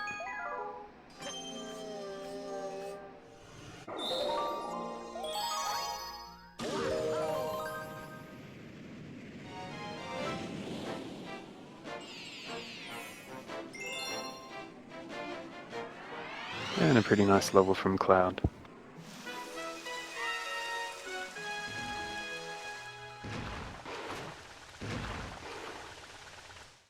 Okay, Danny's heading into Gold Leaf 3 now, which is a pretty movement, I don't know, they're all movement-based levels.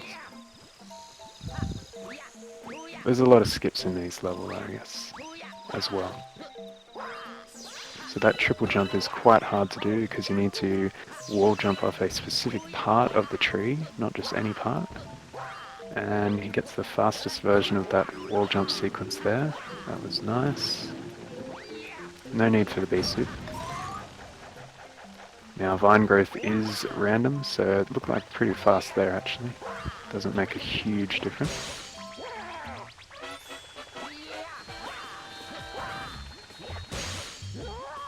Let's see if Cloud gets the triple jump. It looks a little bit off.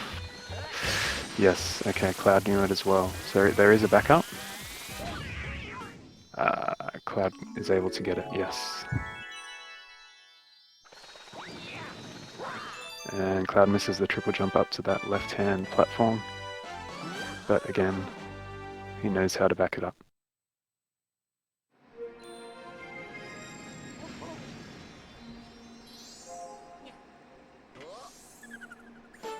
Ooh, okay, so the one thing I didn't mention is that the reason you jump off the vine in that particular way is you want to avoid triggering the cutscene to start the boss fight.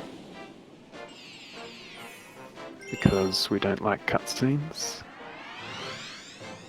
Cloud was able to adapt well. One thing you have to be careful of is you can actually trigger the boss cutscene after you've finished the boss fight, which is kind of weird. So you have to know where you are in that circular platform.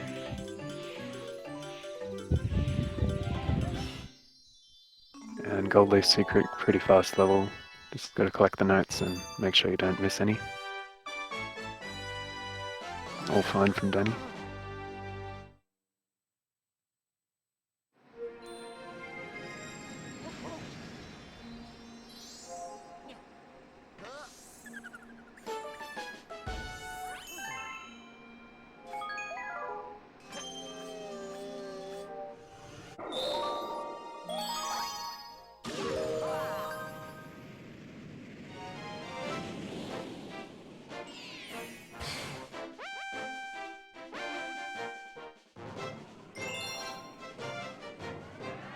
Pretty fast from Cloud.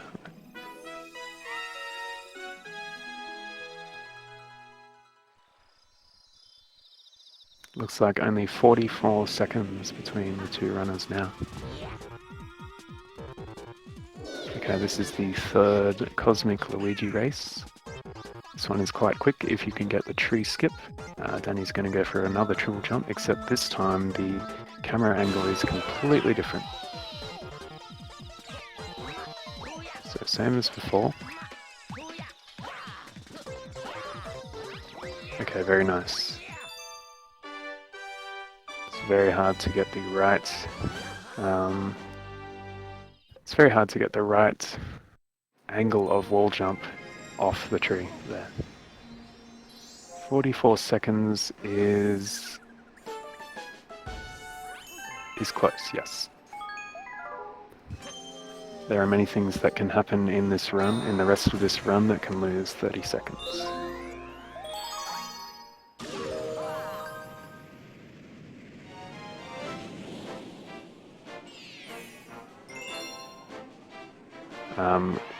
We've been 40 seconds, like Cloud's been over 40 seconds ahead in this run at the start, and now Danny has been able to bring it back to 40 seconds ahead his way. So it's been quite back and forth.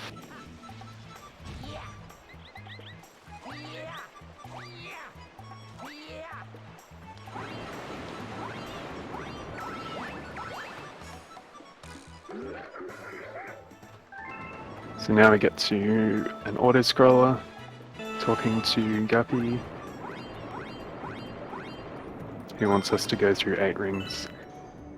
And we say, okay, as long as you give us some fast levels afterwards.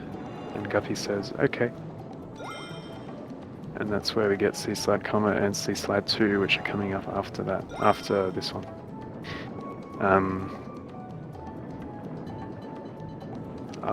I may as well explain the technique called surface swimming right now.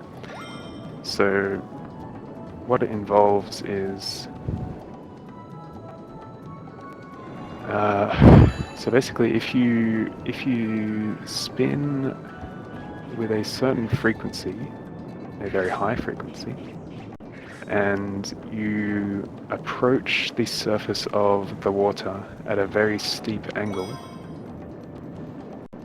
you can enter a state which is known as the surface swimming state, where you are kind of locked into the surface of the water and you swim a lot faster. But you need to maintain that spin frequency in order to keep the state from continuing.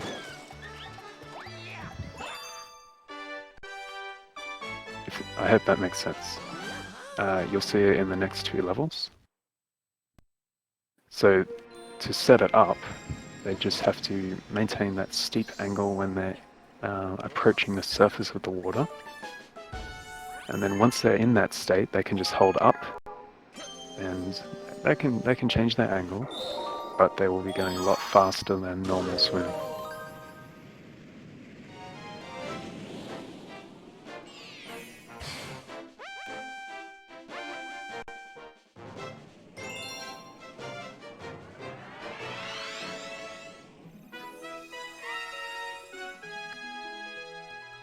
Alright, and there's also been a new, well, relatively new discovery in Seaside Comet that you can get like above.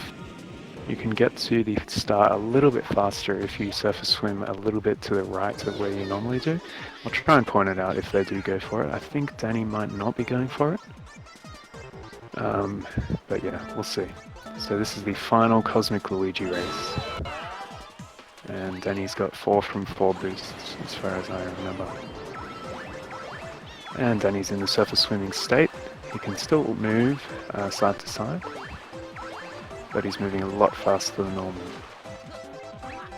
Opting not to go for the faster strat. It is a little bit inconsistent. So consistency is key in races, so that's understandable.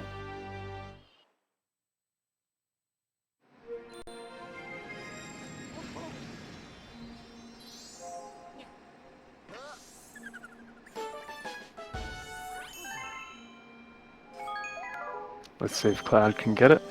Alright, let's see what method he goes for. Alright, so he gets the surface swim second try. That's fine. Now he's going to... okay, he's going to the left side method, which is fine. It only saves around 1 second to go for the faster method. But again, it is a bit more inconsistent. But Cloud did bonk, so that's a little bit of a time loss as well. Alright, Seaside 2, which is just basically surface swimming the whole way through to do the level as fast as possible.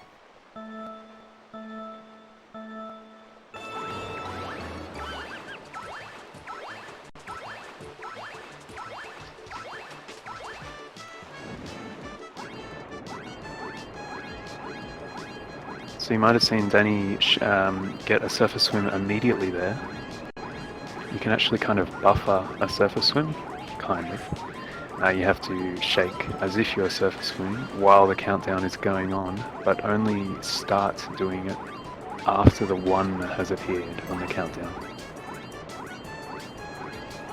Just so happens that allows you to get the right amount of frequency on your shakes. Spin frequency, I mean.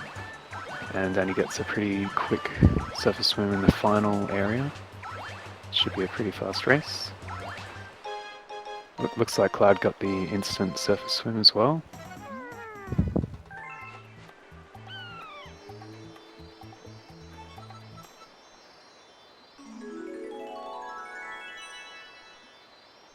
These levels are actually quite painful on your arms because you're shaking quite violently the whole time. Looks like Cloud's going for pretty risky strat, but to avoid the coins, but it was all fine.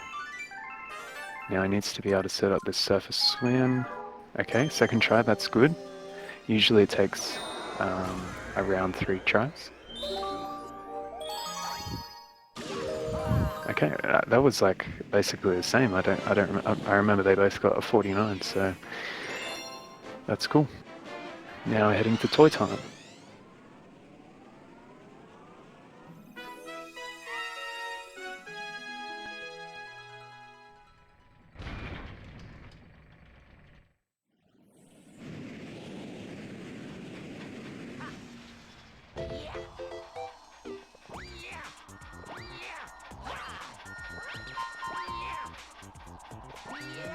Ah yes, Speedmaster, that's cool. Point 2 away. Now this level, Toy Time 1, features a lot of small skips. So for example, this triple jump here, up to the screw,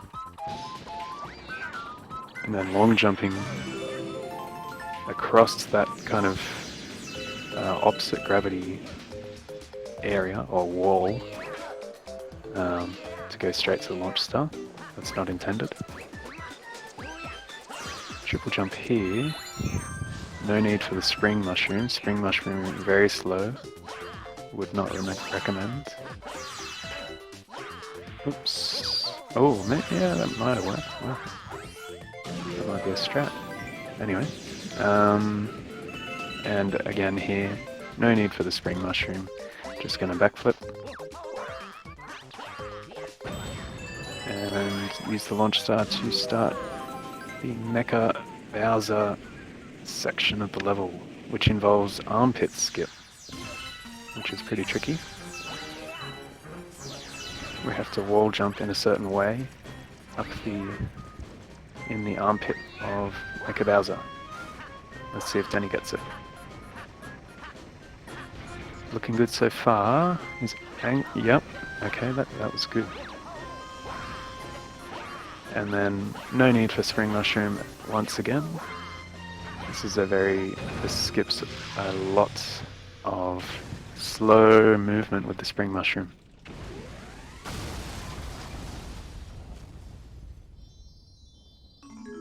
Okay, let's see if let's see if Cloud can match that nice armpit skip from Danny.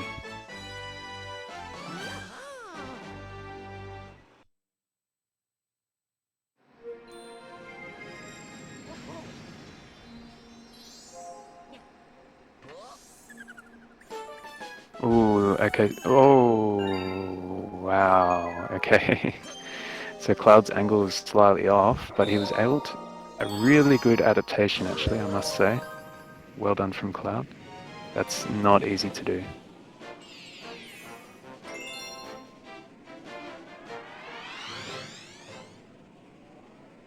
It's also very easy to spin, like you might want to recover it by spinning, but then it's quite easy to bonk when you spin and do that and then just fall to your death, which loses a lot of time. Alrighty, Toy Time Secret. This is another level where we feed the Hungry Luma for that person that was asking before. So I need 50 star bits for this one.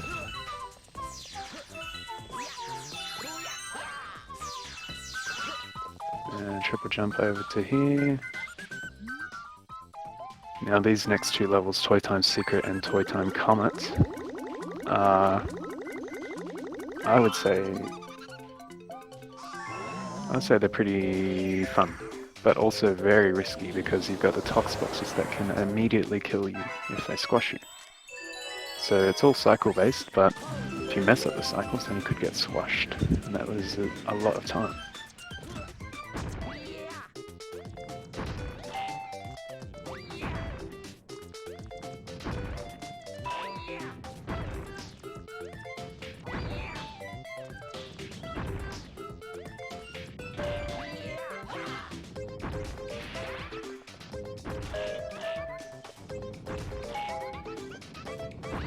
Good so far from Danny. Ooh, Switch is not being nice. In the secret version of this level, the red spiky platforms are smaller than in the Comet version. So you can actually touch the very corner of the flip switch and then move forward or jump away from it. So that helps.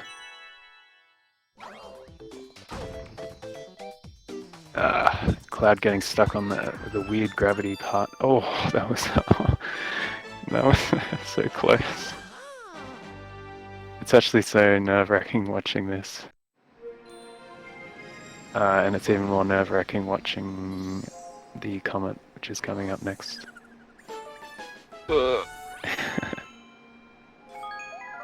Oh, Cloud being very risky. Nice long jump over to there, that angle is hard to make. But yeah, the gravity can be weird in this area. Just because you've got like a combination of different gravities competing for priority, I guess. Alright, Toy Time Comet. Let's see if people go for some gamer cycles, as we like to call them.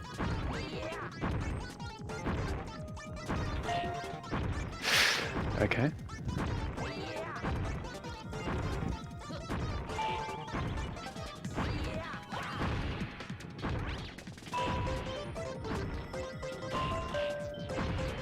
All fine from Danny so far. He's on a pretty good cycle.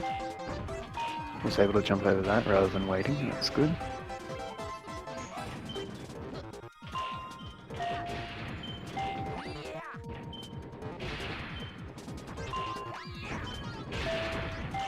Okay, so Danny did that quite well.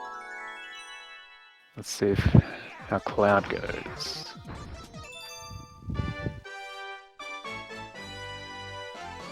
Okay. Earlier cycle so far than Danny. He's going for it. Oh, that is so lucky. You can easily get pushed off and then squashed.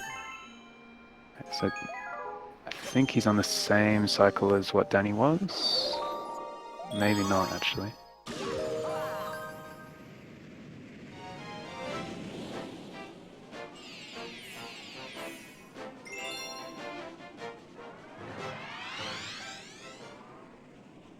I think it is actually the same cycle that Danny got. So, even though that looked a lot less clean, still the same outcome. Okay, so Danny's heading to Toy Time 2. Now we've already entered this level 4, so we can skip the opening cutscene. Gonna go for, I think Danny might go for a new trick here. No.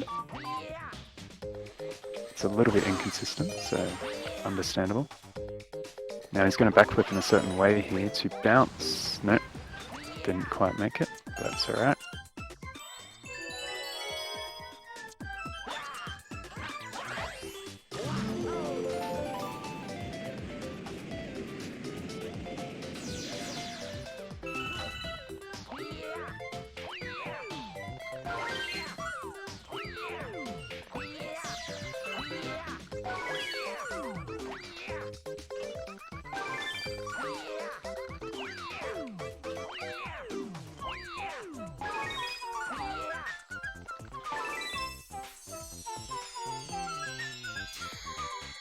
Oh, Cloud actually went for it, but his angle was slightly off.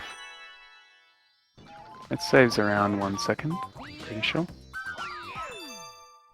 And Cloud was able to get that boost off the mini Mecha Koopa thing.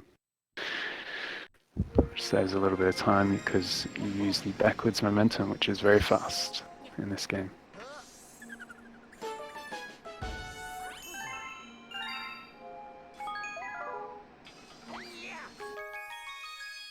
Now we're done with engine room.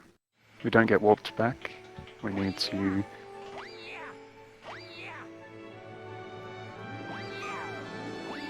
go to kitchen from the engine room by ourselves. That was pretty nice movement from Danny, the observatory movement. Now we have Boy Base 1, everyone's favorite Galaxy music, right?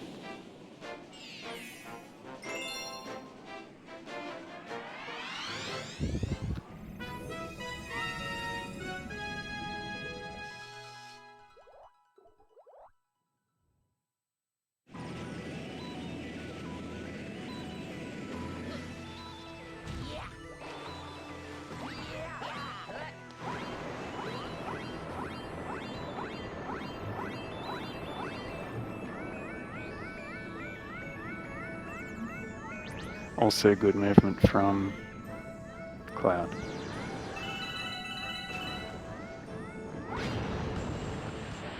So the reason Danny did it made the torpedo explode the cage in that way was the torpedo won't explode the cage unless it's on the screen, but he also wants to get up to the surface as quick as possible. That's why it kind of swims away, but also keeps the camera locked onto it.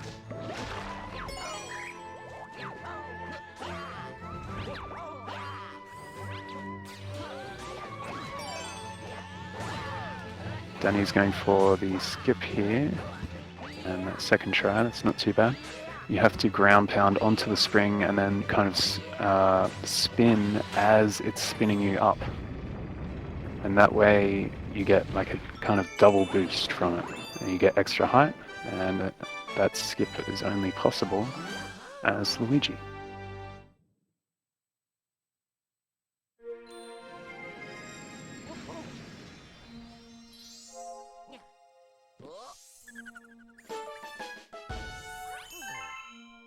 Nice backflips from Cloud there.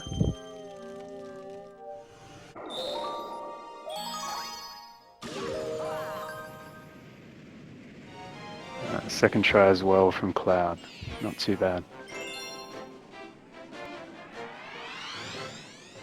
Spin there from Cloud, that's not ideal, but probably the right option, considering his position. Now the reason Danny and Cloud as well kind of swam like down a bit rather than straight towards the torpedo is because the torpedo will shoot from its position a bit earlier if it's off the screen. So again, that manipulation of what is and isn't on the screen helps.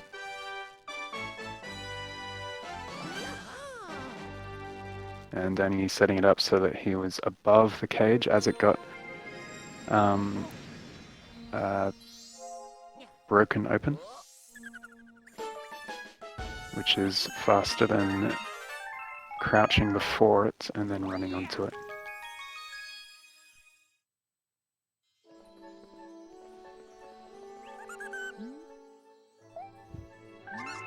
Let's see if Cloud can do something similar.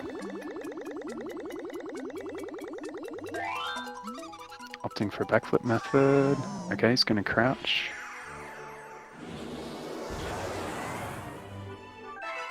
Alright, all fine there.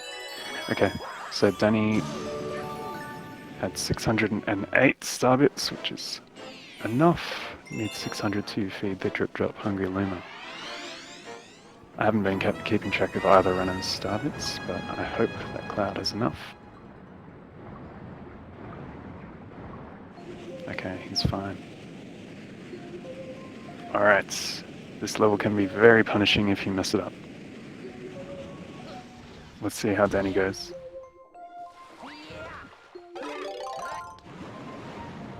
Gonna go off to the right. Get this eel. Okay, get the second eel on screen as soon as possible so it moves into position. Hit it with the shell, turn around. Get the next shell ready. Right. And then swim right into where the star spawns. Well done, Danny.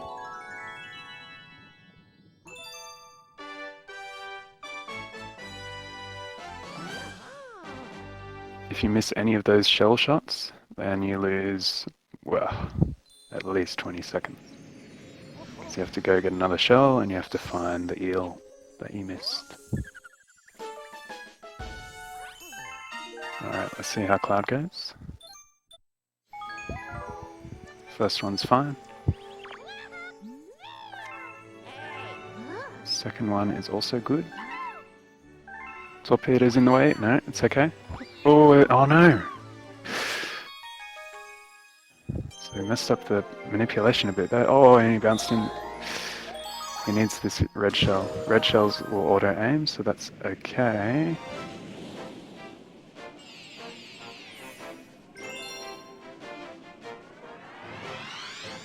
He should have enough health to air to get into the ship. He's gonna have to go quickly.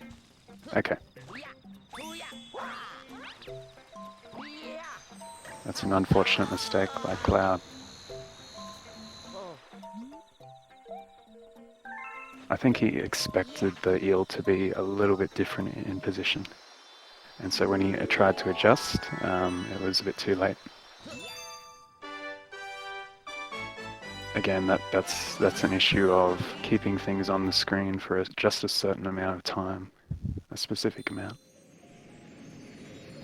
And while that went on, we had Denny, who collected the Toad letter and the final Luigi letter. Luigi star, I mean, sorry. Saving Luigi for the final time. Back in Honey Hive 1, and yes, we can skip the cutscene. It's because we've entered it before. It is easy to bonk on the right, well, on the tree that Luigi's on, if you're too far to the right. So that's why you approach it from the left a little bit more, so you're kind of around the back a bit more when you spin at Luigi. It is possible to use star bits to knock Luigi off. Alright, now we have a cutscene where we say, "Go Luigi." Not yet. Go Luigi. Go, Luigi.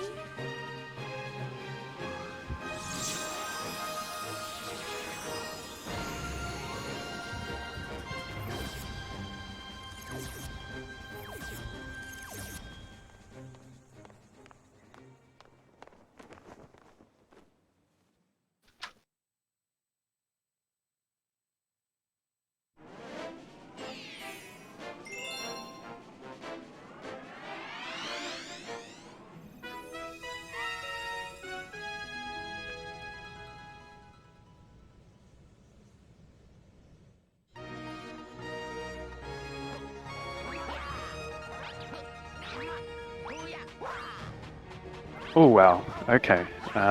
So Danny was trying to get that triple jump. I was interrupted by that dry bones there. It's not going to make the early cycle. Yeah, he's going to have to wait here. Okay, that's pretty unfortunate. Okay, yep, that works. You can't do much when you're damage boosting like that, so you just got to wait.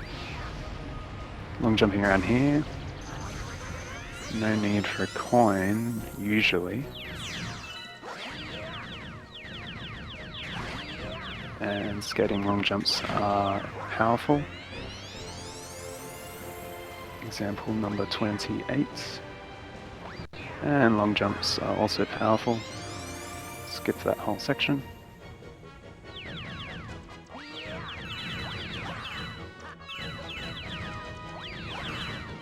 Let's see if Cloud can get the early cycle. A different setup for the triple jump, but still same approach. Okay, Danny's through that section.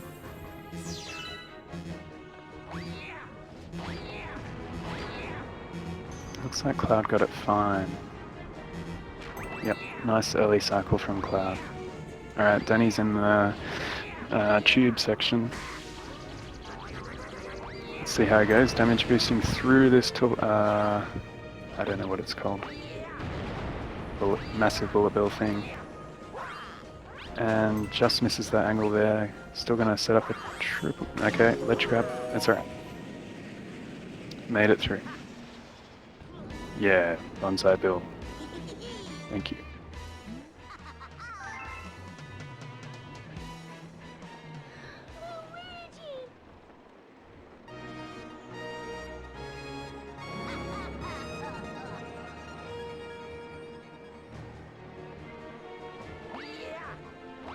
A large bill. Alright, stairs for Danny. Long jump, long jump, long jump. And well done. It's quite easy to backflip or bonk there. Alright, damage boost from Cloud. Yep, that's all fine. Let's see if he gets a better angle than Danny. He does. Yes, okay, that was much better from Cloud, that tube section.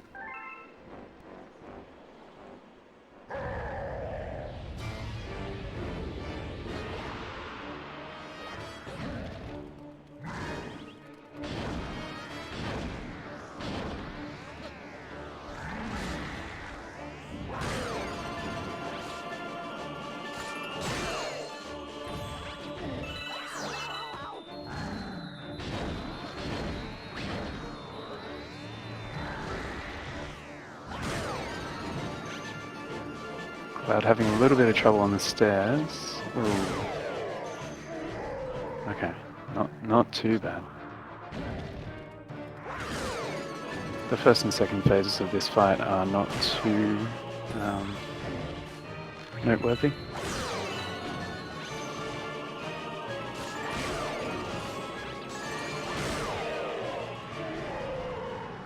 The third phase is where the interesting, well, the second part of the third phase is where it gets really interesting. So I'll try and point that out.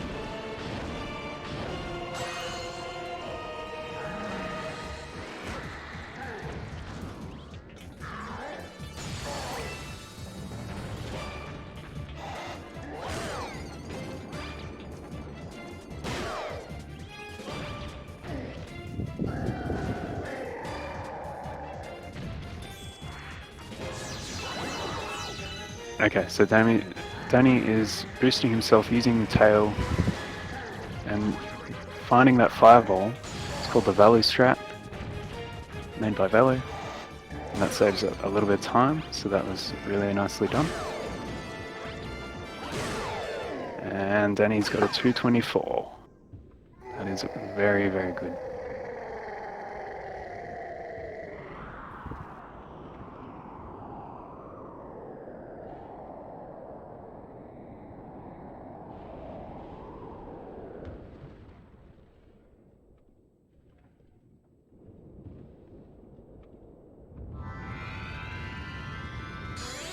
Cloud's got to be careful, he's on 1 health. Should be okay though.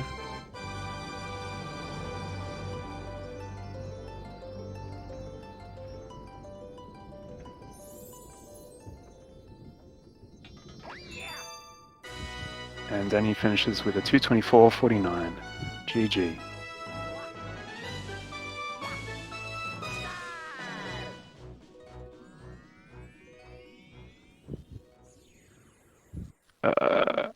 Cloud. Okay. Yep. 225 for Cloud.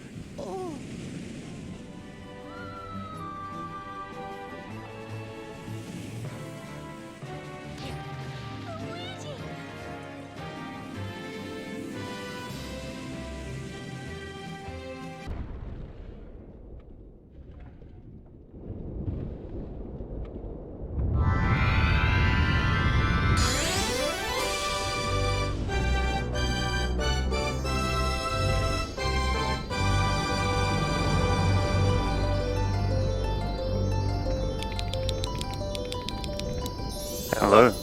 Hi. Congratulations. Whew. What a run. Oh, thank you.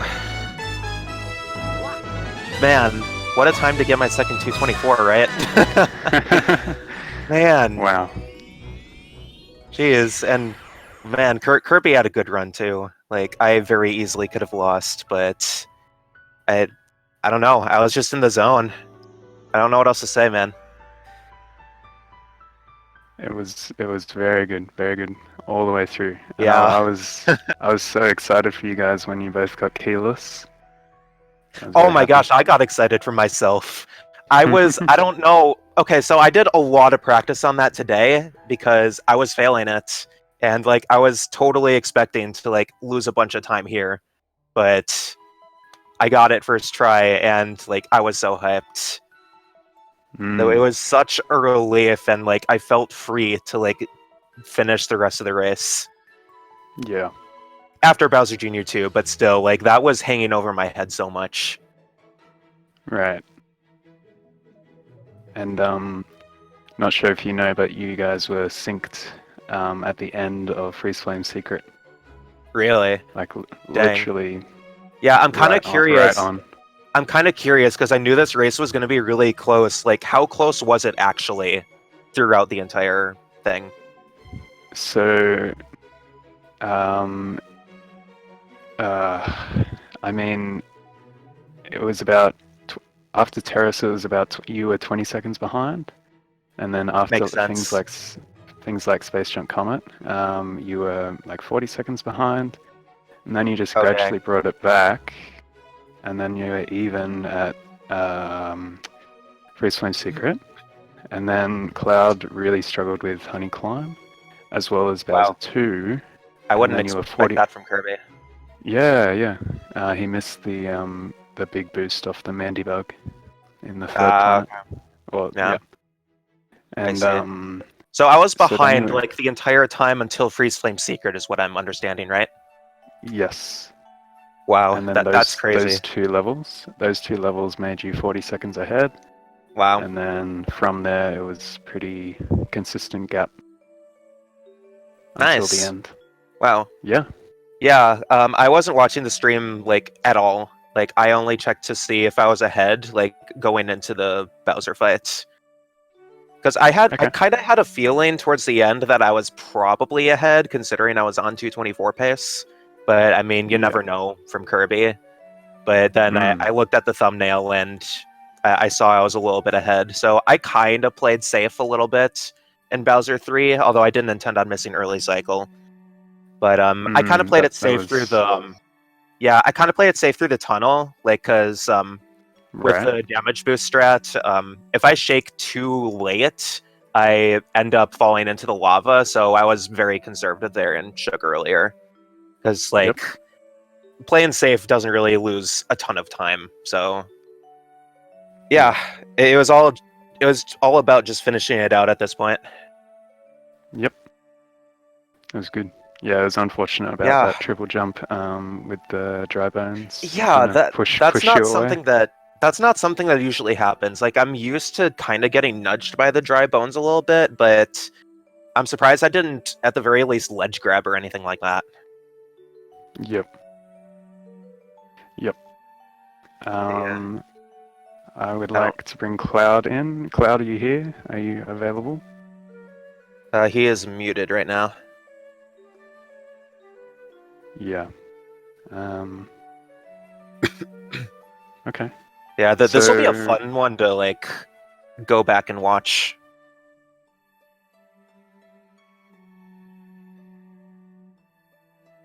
Yeah, definitely. Yeah. Can't turn on mic for some reason. Well, while we're waiting for him, I would like to express my displeasure at Battle Rock 2.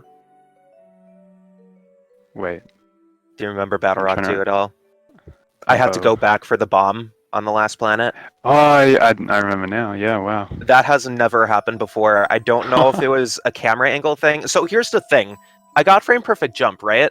Which means the last cycle wasn't on screen for as long at the very beginning. So I knew I had to make up that time there. And I don't know if that messed up with my camera angle or something like that. I don't know. It was so weird. But I'm proud of how I handled it. Like, I knew it wasn't going to make it, so I just went straight back. And I knew I'd have to like, double check the cycle. Yeah, it was definitely the right decision to turn Yeah. away straight away Mhm. and not try and use that bomb. Right. So Yeah. So yeah. did you think that you didn't need to jump over that second electric fence?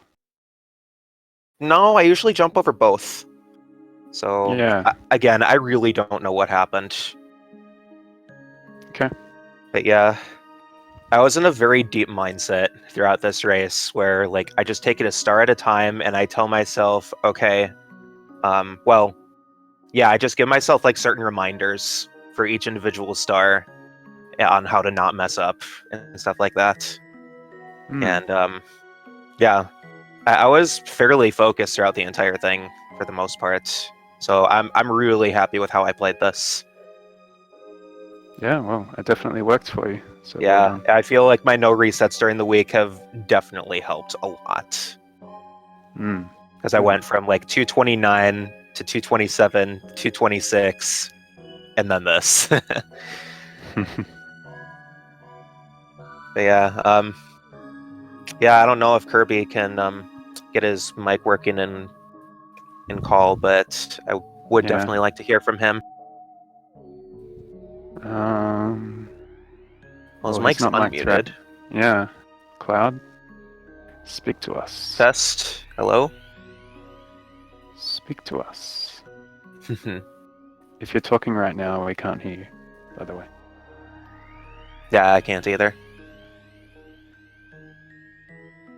Anything else you wanted to ask, Timba? Well, I know we talked how do about you... a lot already. Yeah. So that was the semi-final. So Yeah. now you're in the grand final Oh my. of the tournament.